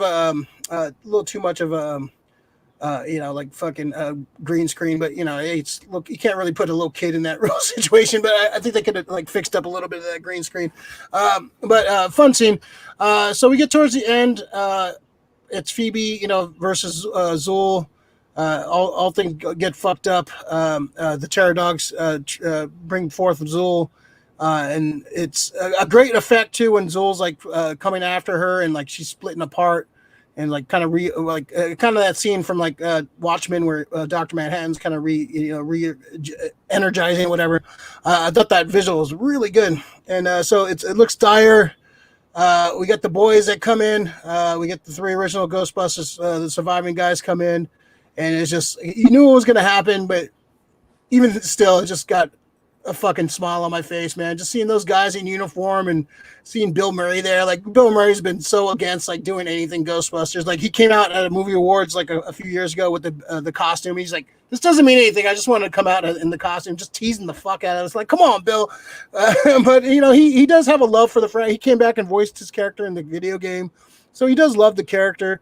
But he just doesn't want to, you know, just do it just to do it. You know, he wants it to mean something. So just to see him back, seeing Ernie Hudson and Dan Aykroyd just back in the suits and just having that little banter, I could have used a little bit more of them, more of them interacting a little bit. Like I want to see the scene of them, like Ray making the call to them, like, "Hey, we need to go fucking save Spengler's granddaughter." I want to see them kind of like, "All right, let's get the fucking packs together." Like, you know, I wanted to see that, but I guess it kind of takes away from the surprise of seeing them there. I wouldn't mind seeing. Hopefully, they maybe shot something. Maybe we could see in the next movie. But I thought just their little interaction, just seeing them in the same room, and just, you know, of course we don't have Harold Ramis, but we get the great shot of you know, they're fighting Azul, and it looks like they try to cross the streams. That doesn't work. They uncross the streams, which I thought was a great scene. And we get the next proton in there. It's Phoebe. She's doing her best, but she's, you know, she's struggling. And then you just see fucking the Force Ghost fucking Spengler fucking helping her out, holding her. And I didn't think I thought they would just stay there and just show him holding her hand, and you didn't. But no, they went full like, oh, you're gonna see fucking. You get to see Spengler, Ghost Spengler, in all his form, and he's, you know, you get to see all 4 of them there with the daughter, with the granddaughter, and Harold Ramis there fucking shooting at her. Like I'm tearing up just thinking about her right now. I'm just fucking. It's so fucking good, man. It hits you that nostalgia fucking spot. And just seeing Harold Ramis, it looked like you want Harold Ramis to look. You know, he didn't look like that towards the end. He was a little chubbier, a little kind of not very Spenglerish, but this is what you would hope Spengler would look like at this point. So it was cool to see him. All 4 of them just right there with the proton packs, and they're all old and fucking fighting Zool again, and just seeing the granddaughter there, and it just hit me so hard, man. Just seeing that scene. So what'd you think of that, Rick? That was fucking. That was sick, dude. Seeing the 3 of them and then her coming alongside, and then just slowly, because she couldn't get the steady beam, you just see his hand just like come along, and then it's just, you know, old Spengler, new Spengler. And I love the slight lookovers from each actor. Yeah, that's great. He's like, yeah, you just see like Ernie Hudson, like, what the fuck? And like Bill Murray's was one of the best. He just like had a what? Holy shit! And Ray, I liked Ray looking over, because it was just like almost like an I'm sorry. Yeah, because they were like best friends. Like they were definitely all of them had 3. It was the 3 of them. I mean, yeah. And then Winston came along later, but it was the 3 of them. Yeah. Like I think they all shared the office. And it was Ray was the heart of the group, and to have him, have him like kind of turn his back on Spengler, who, you know, he was like his guy for so long, and just to see, like, man, like they just like, and I love they didn't use Spengler's voice, like any like ADR of like, no voice, just a little nod here, and it said more than like if you got somebody that sounded like him or got some of his voice clips and like threw it in there. I'm glad they just like said no, just a little nod here and there, and just him smiling, and then so they deep faked his from other movies into that, right? Into that fucking thing. Yeah, I want to see the behind the scenes of how they pulled that off, because it looked like, of course, this works on the deep fake because it's a ghost, so it doesn't have to look perfect. Doesn't have to look like just has to get close. It just has to get close, and it's a ghost, so you can like fudge it a little bit. But I thought it looked great. I thought the CG Spengler looked great for a ghost Spengler, and it just it definitely got me, man. It got me like right in the feels, man. Just seeing that, and just that little interaction with them. I love podcast fighting the little marshmallow man. He comes out looking like Ray from the end of Ghostbusters, and Ray's giving him the little fucking the speech he gave. Oh, you just encountered him. And he's like, "Oh, you listen to my podcast? You're my one subscriber." I'm a subscriber. You're my subscriber. I love that, man. He's basically, he's a little Ray Stantz, man. It was fucking, that was a great little moment. Could have used a little bit more of them interacting, like when they were saying, "Oh, let's go in for some cocoa." I wanted to kind of see them around the table, just kind of like fucking Shawarma. Exactly. I wanted them to kind of sit around the table, dinner table. It's like basically they're a family again. The Ghostbusters family's back. You know, I would have loved to see that seen that scene. But overall, just a great scene, beautiful, like well shot, and it definitely I could see. I saw people complaining about, oh, it's fan service. It is. It's totally fan service. It's it's what Force Awakens, Jurassic World was trying to do. But I think this one did it the best, man. I think this, it definitely had some like a little too much on the nose stuff. But the stuff they gave you, man, they gave you just these great moments, man, with the original cast. Like I said, I could have used a little bit more, but I'm okay if they're going to continue on, and we'll talk about that in a second. But it's I thought this was a beautiful movie, man. I really liked it. Just like I said, I have a smile on my face thinking about it. I can't wait to go see it again. I need to see it. I want to go. I was always thinking about going to see it again today because I just want to go see it again. And it was just it's a great time. And it was my anticipated movie last year, most anticipated movie this year. And it delivered what I wanted, man. I'm happy this exists. Yeah, it finally came out. The waiting's over. Came out, satisfied my Ghostbusters need. I want more. I want more for sure. So, this is, I think, for people who don't like fan service, they're gonna hate this. That's fine. Go watch 2016 and you'll see what happens when you don't get any kind of fan service. Yeah, that's when you get talking down to as a fan. That's when you it's when you're talking down to not just as a fan, anti-fan. This is anti-person. It's an let's shit on what you like about the original, and we're gonna do our own thing and make it shake. Not care what you think, and that's fine. That's okay. But the people who get mad at this is a direct sequel to the original Ghostbusters. It doesn't take into account anything from that one, which it shouldn't. But this is why it's done right for us. Because that movie did it so bad. That's why this movie actually had to come out. Because there were people involved who had a lot of connection to that movie. And that's what happened when there's people who make movies with a disconnect. Ryan Johnson, Paul Feig, it's Feig. Paul Feig. Is it Feig? Fiji? Feig? Well, yeah. Or Fiji? Paul Feig. Paul Feig. These guys are dicks. Because they were trying they want to jump into something that very fan love, there's a very loyal fan base. I'm gonna do something new. No, we didn't ask you to do something new. We just asked you to come in and make a good movie. You're trying to get cute, and you make a shitty movie. That's the one thing. That's why I love this. So for people who don't want to watch good fan service, because I don't get it, it's not speaking to me. Well, how much you go watch go. Well, yeah, but people are going to tell you they're going to tell you it's a good movie. People are going to tell you it's a good movie, and you're like, "Well, I didn't watch the first one." Well, how about you go watch the first one then? Well, I always tell people, why are people so against watching older movies? It's like nothing existed before Fast and the Furious. That's the shit that gets me, man. Like trying to talk to. There's a number of younger people that you can tell them like, recommend the movie. But most of the time, they're like, yeah. And it's just like, oh, yeah, is Vin Diesel in it? I'm like, yeah, Vin Diesel's not going to be in everything, bro. Yeah. Yeah, just a beautiful fucking flick, man. Great. I love it, dude. It speaks to me. There's too much fan service at times, even for me, who love shit. I want a little bit more originality. I think there was so much room for it. And I just think the best thing about this right now, if this is a starting point to going forward, I'm fucking excited because I want to see what else Ray's got in Tobin's Spirit Guide. Yeah.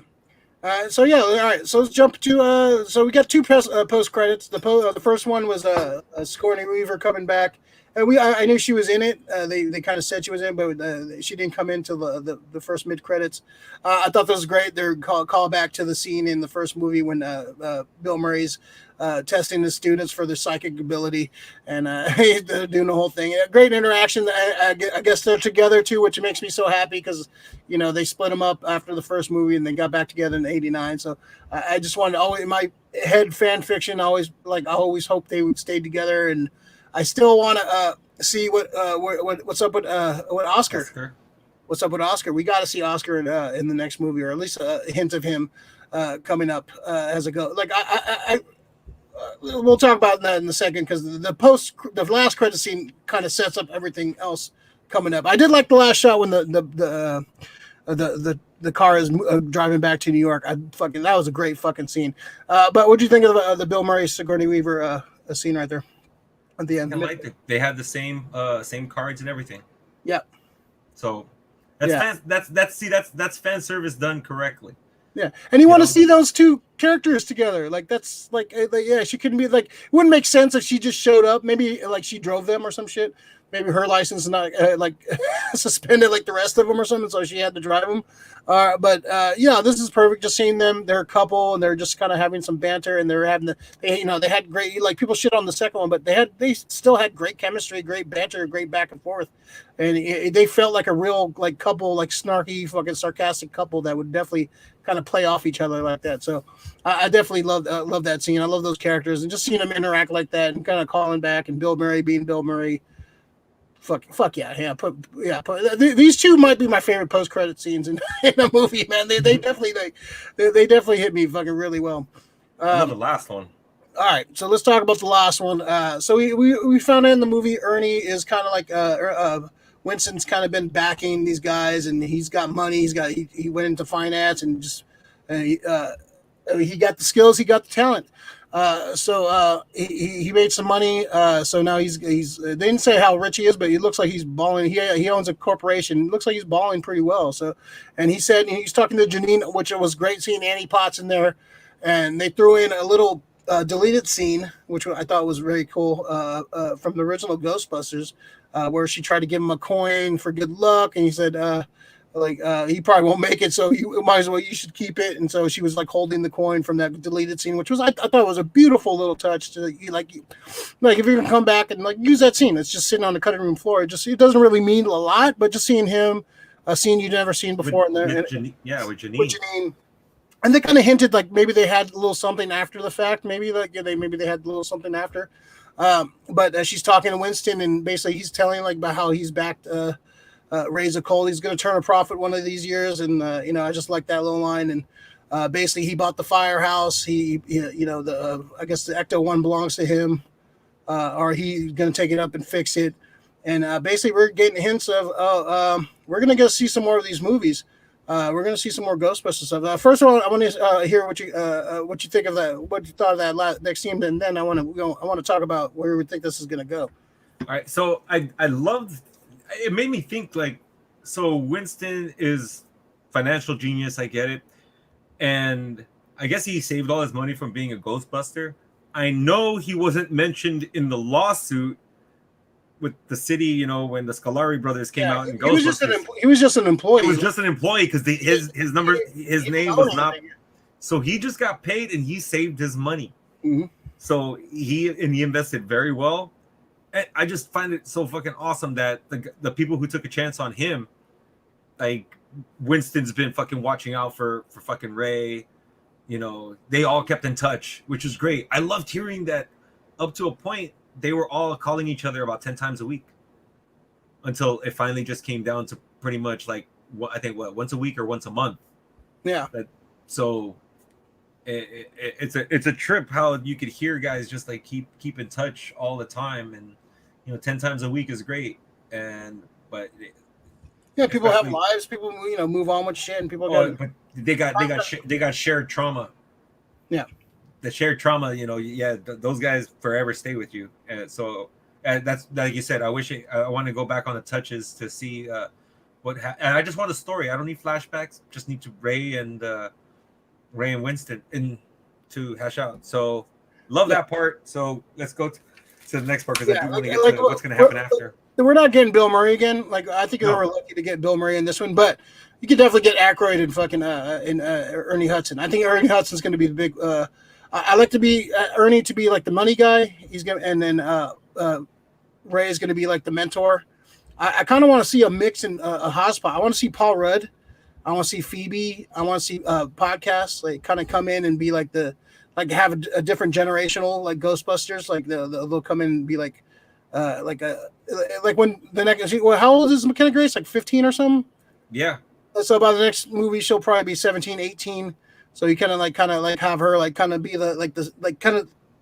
wanting to be a Ghostbuster, but her mom's no, you're too young. Yeah, and so she kind of like they moved to New York, and they're kind of like basically like, I want to see Phoebe, like Phoebe needs to be in the net, like she needs to carry this, like she needs to be the franchise, she needs to be the Luke Skywalker of this franchise, kind of like she's gonna be the one that she's gonna be I think she should be like the main character like going through like.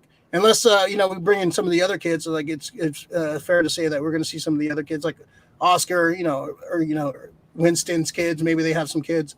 So I wouldn't mind seeing the next generation. I wouldn't mind seeing Paul Rudd come in there and be a Ghostbuster at some point. It'd be their grandchildren at this point. Yeah. Right.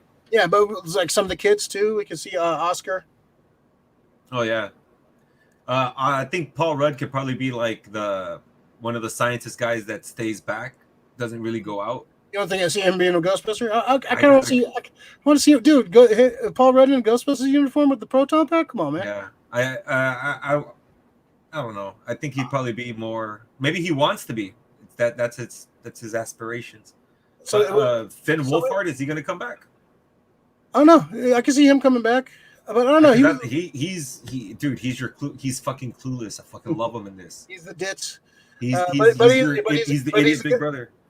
He's the one that takes care of the Ecto-1. Like he's the mechanic for the Ecto-1. He's like the guy. He should be like the driver / fucking mechanic for the Ecto-1. When the fuck did he turn into Vin Diesel though? For real, Vin. Well, you could tell from the shirt he was wearing. He was wearing a Corvette shirt. He's into cars. He loves cars. Well, yeah, he was able to. And they showed him fixing, like when they're on their way to the farm, he was like fixing the car. So that kind of like he's a smart kid. He just focused on the wrong things. Like Phoebe just like focused on everything else. So maybe he could be like the Bill Murray. He was trying to put the moves on the fucking the girl, but to awkward teen like, not so much Bill Murray style, But yeah, I could see podcast needs to be up there, but is his family gonna move him up there just so he can be a Ghostbuster? And they won't let the kid fight. He looks like he's hella young. He looks hella young. Logan Kim. Yeah, I want to see him. I like that kid, man. He's hilarious. Man. They got to find a way to put him in there, man. Maybe he's just like, I don't know. There's got to be a way to fucking put him in. He just hangs around. He's like, dude, I was at the battle, so kind of young. You're a little guy. Maybe he's just like fucking Ray's intern. Like maybe he's. I love that little scene with them interacting. Like it just have him be like his little sidekick, and he's like helping him like build this shit, and like just kind of like. And talking conspiracy theories and shit. Oh man, I would love to just watch that, man.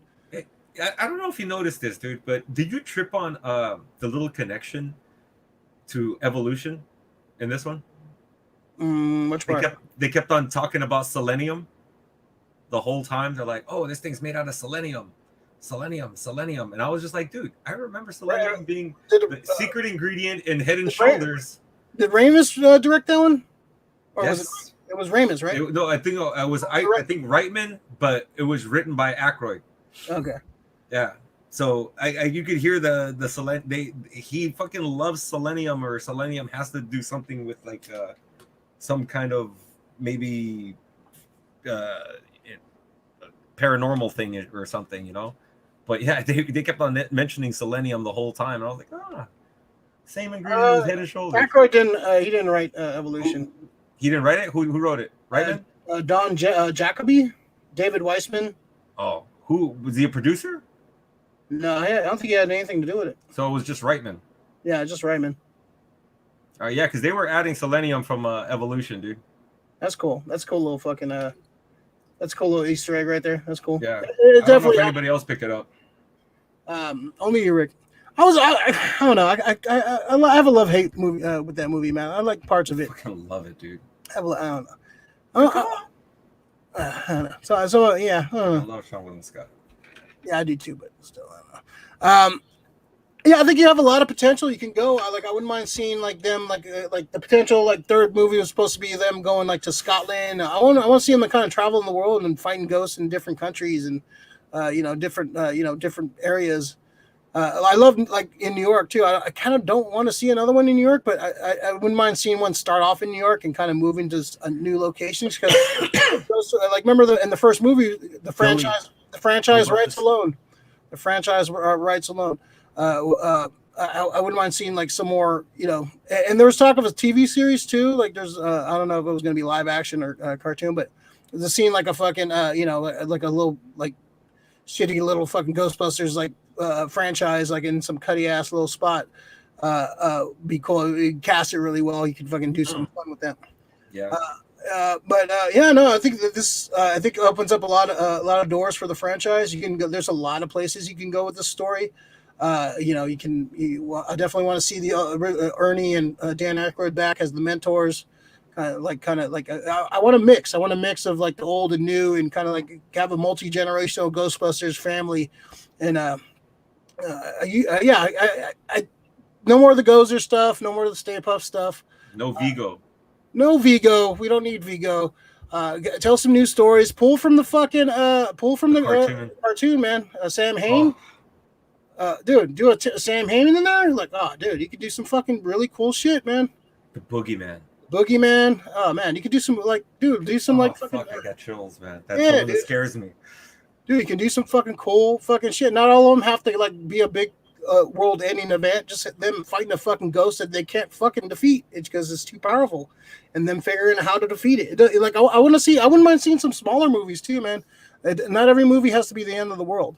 Yeah, well, yeah, they can do that one kind. Well, that's a little bit too much like Gozer. I think the guy who was playing the whistle, with the Tilio, and you can see him like deteriorating more and more. He started getting like the blue, glassy-eyed fucking look and the white skin. Yeah, I wouldn't mind seeing like some more. Yeah, just exploring more of the like you said earlier, the Topin Spirit Guide. I want to see some more of those spirits, like them kind of going through the book and kind of dealing with these spirits. I think there's potential to have a franchise that can last, a bunch of movies. You can like go, you could, put in different Ghostbusters here, mix and match and do different fucking shit with it. You could do a lot of things with it, man. I think this franchise has a potential, and this is what like a lot of people saw in this franchise. There's a lot of potential in this franchise, but then you try to make a reboot of the original and just like half-ass it and like make a weird like SNL sketch out of it instead of making like a real fucking true sequel. There's so much great lore. Why would you like try to throw that away and remake it? No, continue. Like we always want. Like if they would have made a sequel with all female cast, like the daughters or granddaughters of the previous Ghostbusters, I've been totally down. If they were continuing the adventures of their fathers, that would have been great. And you get that, some of the same cast. I would have been fine with it. But no, they just want no, we're gonna remake it. We're gonna remake their greatest comedy of all time and just make it fucking shit. So shite. Yeah, no. This movie, this movie's great. Potential to go a lot of places. I'm pretty juiced about it. Lori, once in 8th grade Catholic school, we convinced our teacher to let us watch Purple Rain. In 6th grade, I didn't even have to convince my teacher. He just threw that shit on. When you have someone like Reitman at the helm who understands the reason for the love of the movie, it makes the movie better. Yeah, this true. Movie made a movie made by a fan for fans. I think that's the key right there. When these movies are picked up, there are people who go, "Oh, I'm a huge fan," but it doesn't show in what you're doing. Nothing. It doesn't show your fandom. It's like, oh, this guy was. You can how you tell me. Like you can tell certain writers, oh, dude, he's a huge fanboy for this Golden Age Barry, or oh yeah, he loves the Silver Age this guy. But you can see how somebody is biased when they actually write something. When people say they're a fan and then they give you something that makes no sense, that lets you know that it was just a lot of talkity talk, bippity boop and boopity boop. Walkity walk. Yeah, it's fucking wonk. It's fucking Charlie Brown's teacher, wonk wonk wonk. They're just talking and they're not really saying anything. You know, they're not a fan of what they're making, and it shows on there. You know, sometimes there are fans who are fans and they still fuck up Halloween Kills. You know, there's more often than not, you do have to have a love for it, a true love for some of these properties. Lori, don't get me started on why people don't watch older movies. Yeah. Sorry. I would say younger people, because I think we come from a generation. You know, I know Ray does, that we watched what's on KBHK. We watched what's on Coffee TV 20. I watched all those old movies like Casablanca, all those fucking comedies. Everything was on TV. Some Like It Hot, all those. I watched all those like those Hitchcock movies. Like I didn't have cable until I was like fucking like 9 or 10. So like whatever was on those channels, I would watch. Like I didn't care if it was a 40s, 50s, fucking 60s fucking movie. It was on TV. I would watch it. So. It makes me love, you know, a lot of these, and lets me get a lot of the references in the first 10 seasons of The Simpsons for sure, because they pull a lot of fucking shit from there. Right? Like I got used to Jackie Chan movies because I had to watch them. You know, KTSF channel 26. Just change, you know, switch the station. I could never get 26, man. Like, it had to be in this. You know what it is? Yeah. It depends on what side of Twin Peaks you're on sometimes. You're lucky to like get. They would have good fucking movies on there too, man. They would always have some bangers on there, but you can watch them because it's always like fucking blurry. Bad reception. Yeah. So it's like that's why I think at a certain age, it's just like right now with the over saturation. Just remember, for me, we used to have the direct to video. Now you have direct to streaming. How many fucking streaming services are there now? Way too many. And everybody has their own content. So it's like it is too much. That's why I try to watch as much of that shit as I can. There's some good stuff. I found some good stuff, but you know, on the most part, a lot of it is shit. Krista, yes, 26. Yeah. I remember they had Monster Squad, and I was trying like so desperately to watch it because it was hard to find back in like the mid 90s. You can find Monster Squad anywhere, but I saw it in the TV guide. I was like, oh, Monster Squad! Like I was like fucking moving the antenna around trying to see it, but it like didn't come through. God damn it! TV guide. Read the TV guide. Don't need a TV. All right, we're gonna end the spoiler talk. Ending at all right. Anything else spoiler you want to talk about? I think we pretty much covered it all right now. Just the one line that was my favorite line of the whole fucking movie. Are you a god? Yeah. Yes. Yeah. He had to hesitate for a second. That was pretty good. That was good. Yeah, the whole interaction with them was fucking great, man. They had 5 minutes of screen time, but it was just and Bill Murray can still riff. Yeah. Yeah, it was a little slow in the beginning. I was like, "Oh, is he going to be Bill Murray? Or is he going to like?" And then he started riffing and started getting. He started riffing, man. I was like, "All right, cool. All right, yeah, I dug it, man. Yeah, good for good fan service on that one. I can't wait to see what they do with the next one. All right, we're gonna end spoilers. 147. All right, that was a good chunk right there. We're talking about spoilers. That's a great movie. Go see it if you haven't seen it yet. I've been telling everyone, go see it. I enjoyed the hell of it. I'm going to see it again. I'm going to try to see it a couple more times in the theater. I thought it was a lot of fun movie.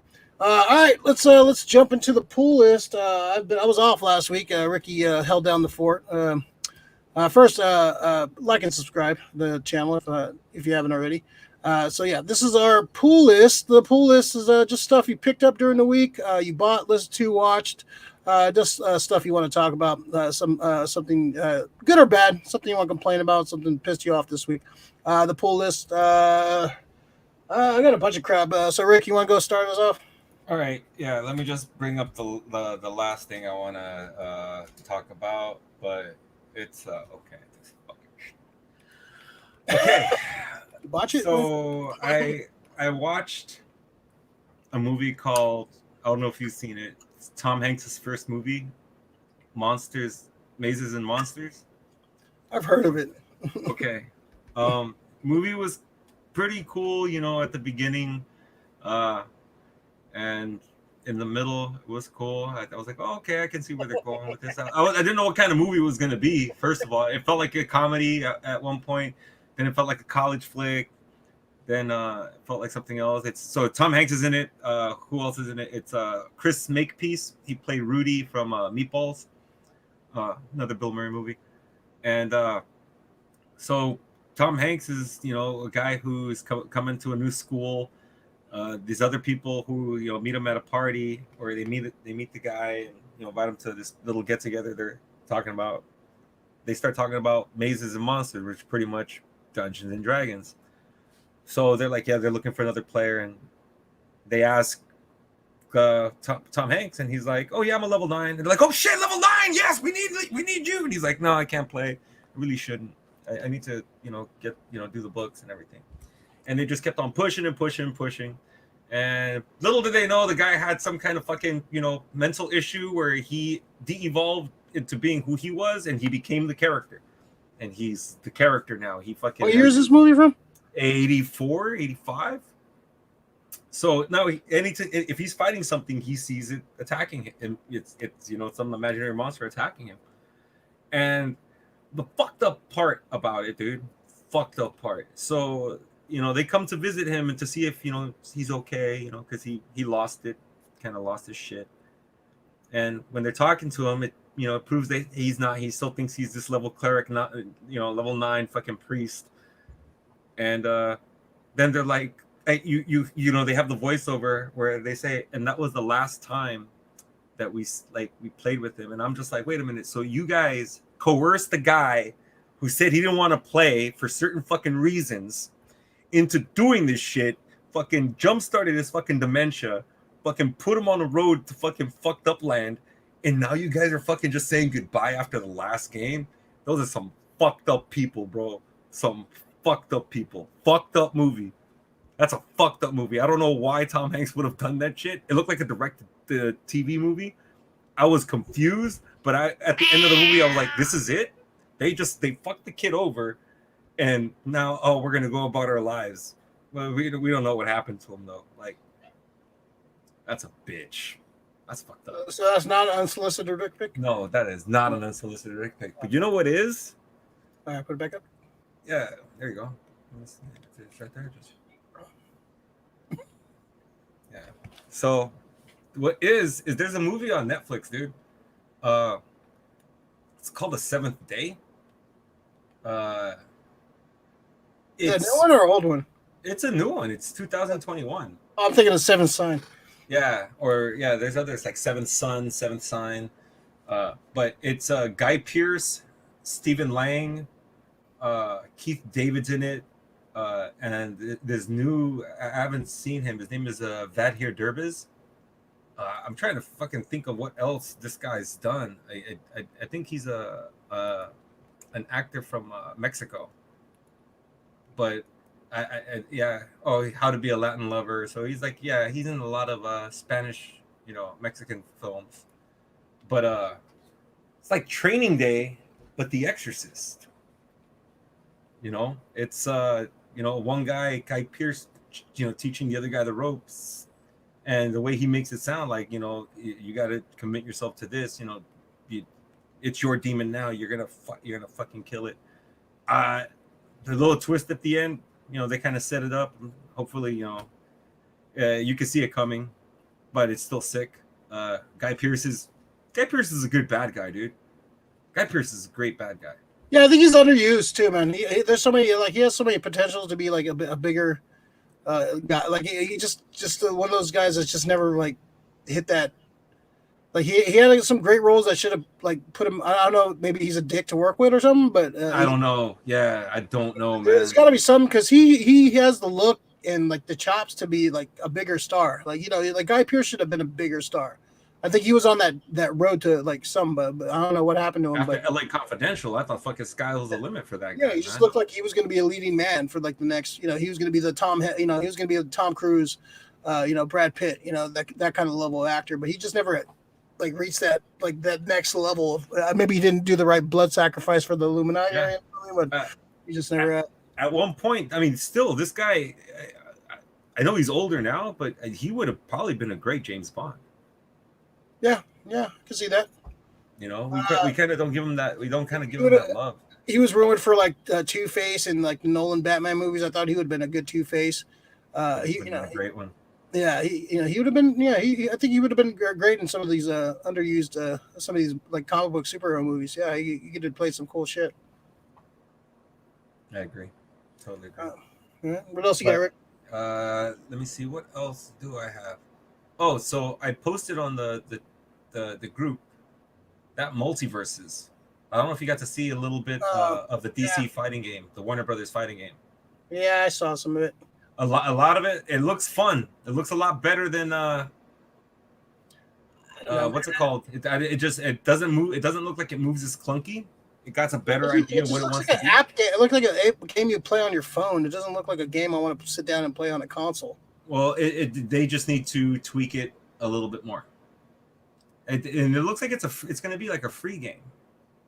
Yeah, see, that's what scares me too. It's gonna be like one of those fucking Fortnite fucking type fucking. I don't know. I would rather. All they're gonna do is ask you to buy more skin. That's how they're gonna get you. Every game right now, it's fine that they give you a game. If you want to buy to make your character look a certain way, that's fine. If your cosmetics, the game should charge you.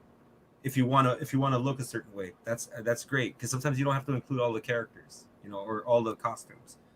Shit, if I have to pay a little bit extra because I want like my fucking Sackboy and Little Big Planet 3 to look like fucking Rorschach, I'll pay an extra $1.99. But as far as like anything extra like that, no. But it's cool. Those free to play games like that, they're pretty fun, man. I don't know if you ever play Fall Guys, but that's a fun game. And then when they did have the suit that you could buy, it was Godzilla. They had a Godzilla suit for Fall Guys, which was pretty sick. So you guy can be running around with a little Godzilla head. And they had also the Godzilla, the one from was it Destroyer, the radioactive like burning up one? Burning. Yeah. So they had the burning Godzilla fucking little costume too, and it looked pretty sick. So I'm okay with free to play games because usually they charge you for just cosmetic shit. Yeah, I don't know. I kind of wish they just made like a Looney Tunes or like a Hanna-Barbera Looney Tunes fighting game, like just like a cartoon fighting game, because that would feel more like, I don't know, just throwing Arya Stark and like Batman in there. I don't know. I wish they just stuck to the cartoon characters. Arya Stark to me is a little bit out of realm, but I kind of like the idea of having the WB animated Batman as a but it's not the anime. It's like the comic book Batman in there. Yeah, that's the only. That's Gandalf and too. Like I don't know. Just having the real life, like having the animated characters, yes. Having the live action characters like animated to like fit in the universe, just I don't know. It just doesn't seem. And like Warner Brothers, it's a smart idea because they have so many fucking properties, but still, it's like yeah. Can they just? I would rather have just the animated because the animated fight. Like I love the Bugs Bunny attack going underneath. That looked fucking sick. Yeah. The fact that it's like a tag team kind of thing. Can we just make a Ready Player One game already? Fuck. You'll never see me. Rick's gone. Lori, I used to watch the old Shirley Temple movies on Channel 44. Yep, me too. Fucking Heidi. Yeah, fucking Heidi. Fucking love Heidi. Yeah, all those old movies, man. I love those old movies. One of my favorite early Hanks is Bachelor Party. Yeah, Bachelor Party's fucking awesome. It's all about bosom buddies, man. I love Bachelor Party, man. Bachelor Party and Splash were probably my favorite Tom Hanks back in the day. Sploosh. Yeah, fucking love Bachelor Party though. His name was Rick. Let's see. I have a couple things. I got some figure stuff. I got picked up this one at the Pot of Gold Collectibles. I added a Pistola to him. I opened him up and added a Pistola. This is a Nada from They Live.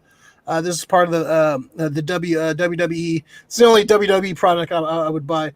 It's a They Live figure. They're doing like the Hollywood characters that Universal, pretty much the characters that Universal owns. So you're gonna see some Fast and the Furious characters. You're gonna see like Scorpion King. Anytime a wrestler was in a movie, they're gonna try and throw it in there. They have Andre the Giant when he guest starred in the Bionic Man, has like Bigfoot. Oh, yeah, so they're definitely pulling some deep cuts on it. But I had to add the gun to him because of course they're not going to add any guns to him. So I added the gun. I think it adds a little more to the character. So I'll keep this. I did open it, but just to put the gun in his hand and closed it back up. So I thought it was a cool looking figure. At Amazing Fantasy here in SF. Hi, Frank. I picked up Sharon Carter from the What If series, Captain Carter. Cool looking figure. Really digging the sculpt of the figure. It looks straight up from the animated series. Sick. Yeah, very cool looking. Definitely one of my favorite characters from that season. I'll probably definitely open this. I don't know if I'll do an unboxing, but this is definitely going to open up at some point. But a very cool looking figure. I think they captured her likeness from the animated series really well. Can really Are they gonna have more of those What If figures? Yeah, the line is we got the Zombie Cap, T'Challa, Star-Lord. We got the Spider-Man with the strange coat. We got evil Doctor Strange, which I kind of want that one. Yeah. They got a Nebula, and they got what's her Sylvie from Loki too. That's she wasn't part of the What If, but they have her in there. I think I might fuck with the evil Doctor Strange. Kind of like his look. But I'm definitely digging these characters. For your toy and comic book needs, go to Amazing Fantasy. Go say what's up to Frank. Hi, Frank. He's probably watching. I think he has softball today, so he's watching. He'll be watching tomorrow. It's at the 2-hour mark. Sorry, Frank. All right, you can turn off now. It's fine. So I picked up some comics also from Frank's. I also went to Walnut Creek last week and went to Flying Colors. Great comic shop over in the East Bay. It's a great shop. I picked up this book because when I was a kid, I had so many questions. Speaking of Looney Tunes, so the meeting of the two coyotes, which I always thought it was Wiley, but later in life we find out they weren't the same character. So this comic answers a lot of questions for my childhood. George, right? Ralph. It's Ralph. Yeah. So yeah, I always thought it was the same character, but apparently wasn't. So we learned new things there. Like later, I learned that Roadrunner was a chick. Like I didn't know that. As a kid, I didn't know that. It just changes the whole fucking thing now. Let's see. Let's go. A couple comics. Gun Honey. Amazing cover. Not exactly safe for work, but this is a comic.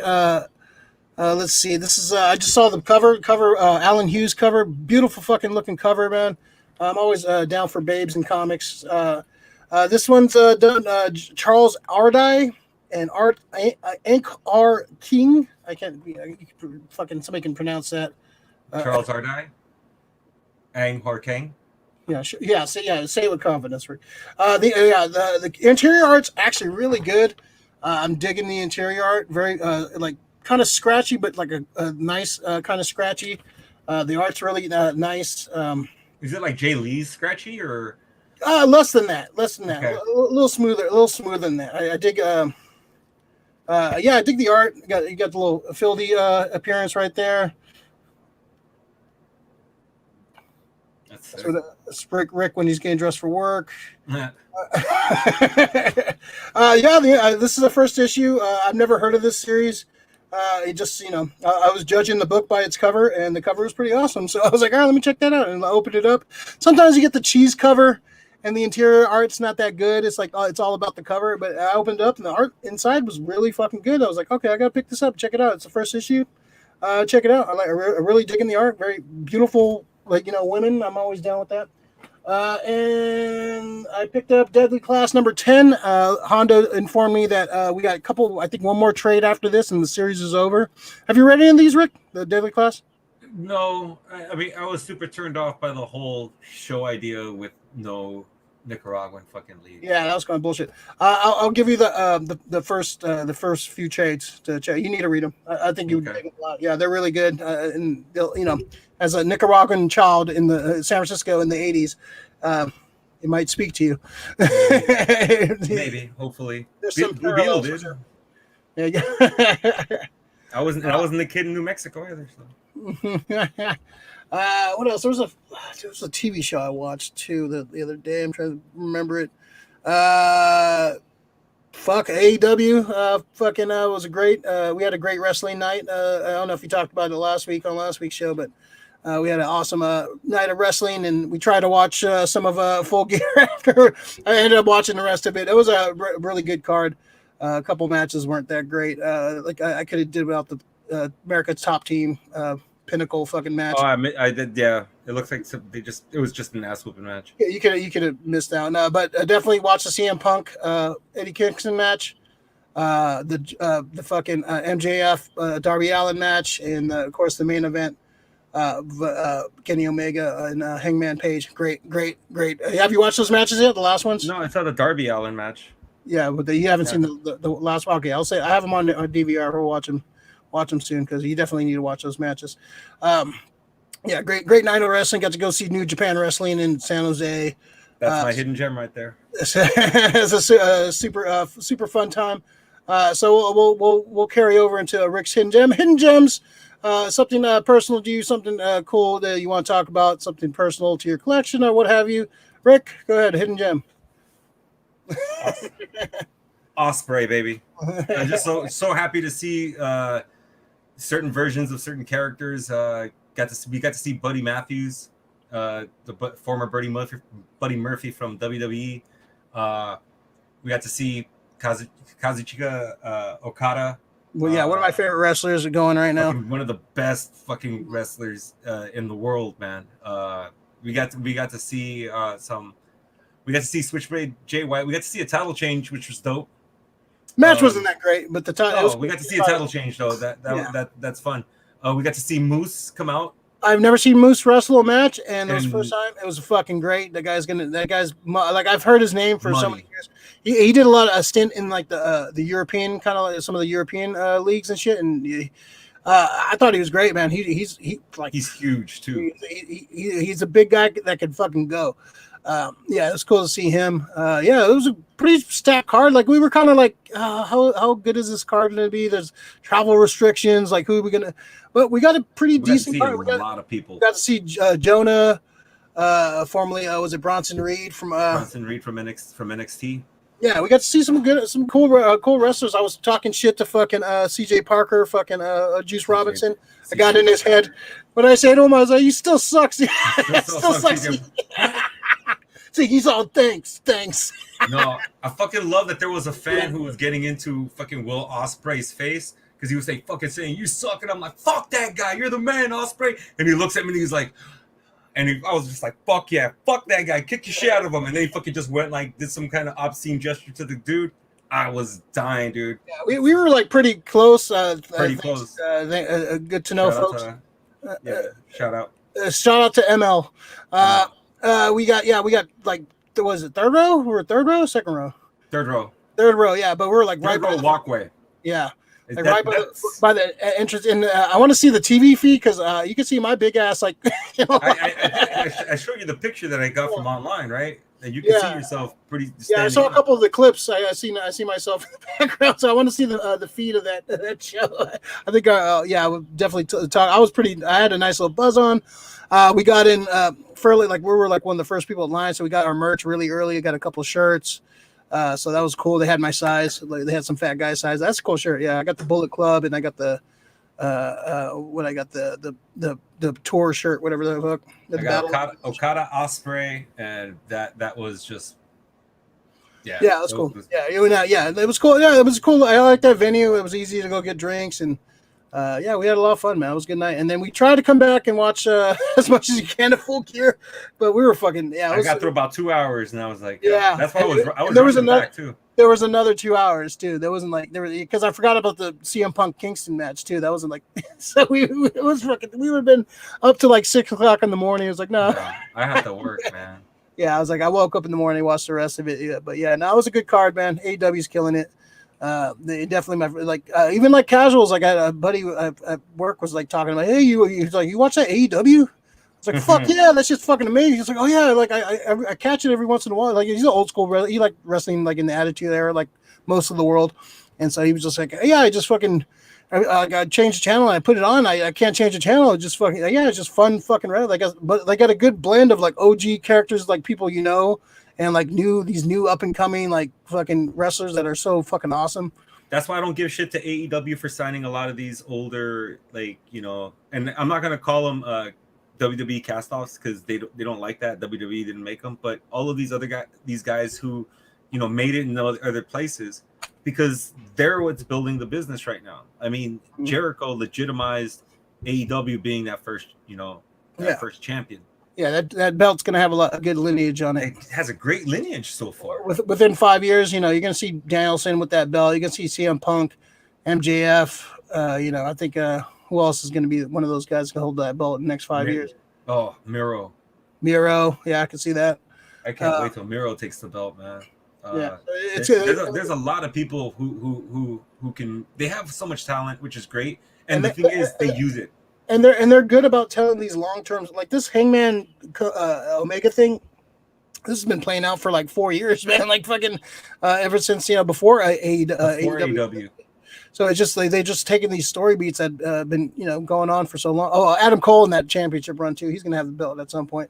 So yeah, man, it's just great. It was good wrestling. Night. Yeah, good night of wrestling. All right, good hidden gem right there.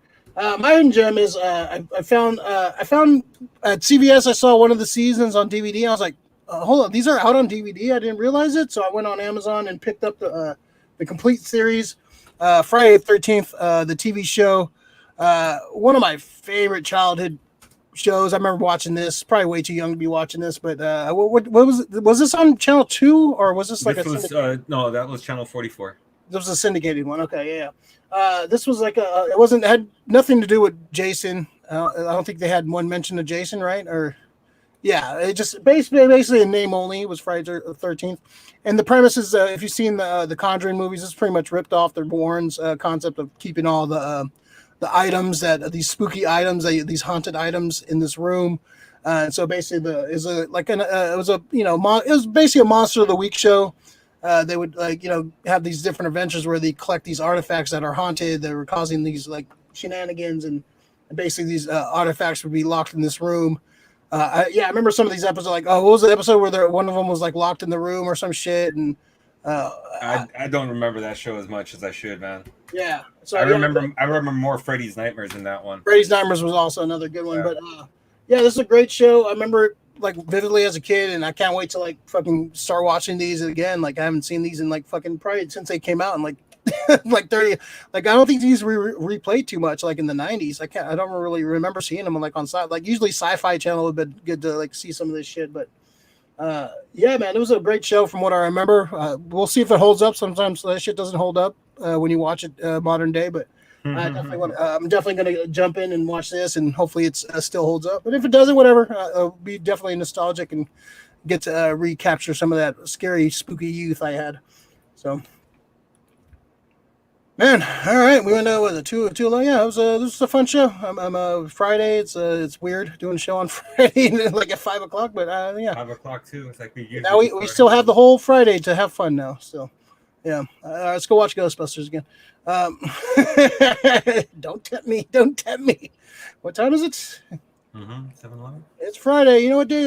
And fucking Rampage is about to start too, or started already? All right, man. Friday's awesome. Having a Friday off is great. So yeah, man. I think it's this is a good show. Some good topics. We're gonna take next week off. Like I said, if something pops up that we need to talk about, we'll jump in, do a little impromptu news story. But if not, I think we'll take a break. We've had a good little run. I think we've only missed like one show like during that time. So we'll take a week off and build up some news, and we'll be back with a vengeance December the first. So is that whatever the first Tuesday is? I think it will be. Hopefully, I'm off or one of those days. Anything you got to say for yourself, Rick, before we get the hell out of here? Thanks and shouts out to Dan and Dre for filling in. Last week. Yeah. I appreciate those guys for coming on. Yeah, let's have some of your subscribers. Give us some. Yeah, they're killing it. So I appreciate them coming on. So you got to hustle on the Instagram, man. That's how you got to do it, man. You got to hustle and bustle on Instagram. That's how you do it. Boast. I got a severed head. Yeah, there you go. I can't kill them. I might get likes. You never know. Oh man! Thanks everybody. Jumped into the chat. Like the channel, like the video, subscribe to the channel, turn on the notification bell so you know when we're jumping on. Follow the social medias. I'm Bray Doomzilla, Max Effort Grayson. Check out the Facebook, Twitter. I think Twitter's still a thing. And just come out, watch it for more shenanigans and look out for some more videos. I got fucking so many unboxings to work on, and more shit coming in. I was like, God damn it. I just too much work. I can't get to it. Too much work. All right, we're gonna get out of here. You guys have a good Friday night. I'm gonna start drinking some more. And have a good Friday night. Maybe watch a movie, watch some wrestling. That's a good Friday night for me. All right, we'll see you guys next week. Everybody be safe. Have a good Thanksgiving if we don't see you before then. Happy Thanksgiving, everybody. That's safe. Eat that turkey. And we'll see you guys next time. Bye.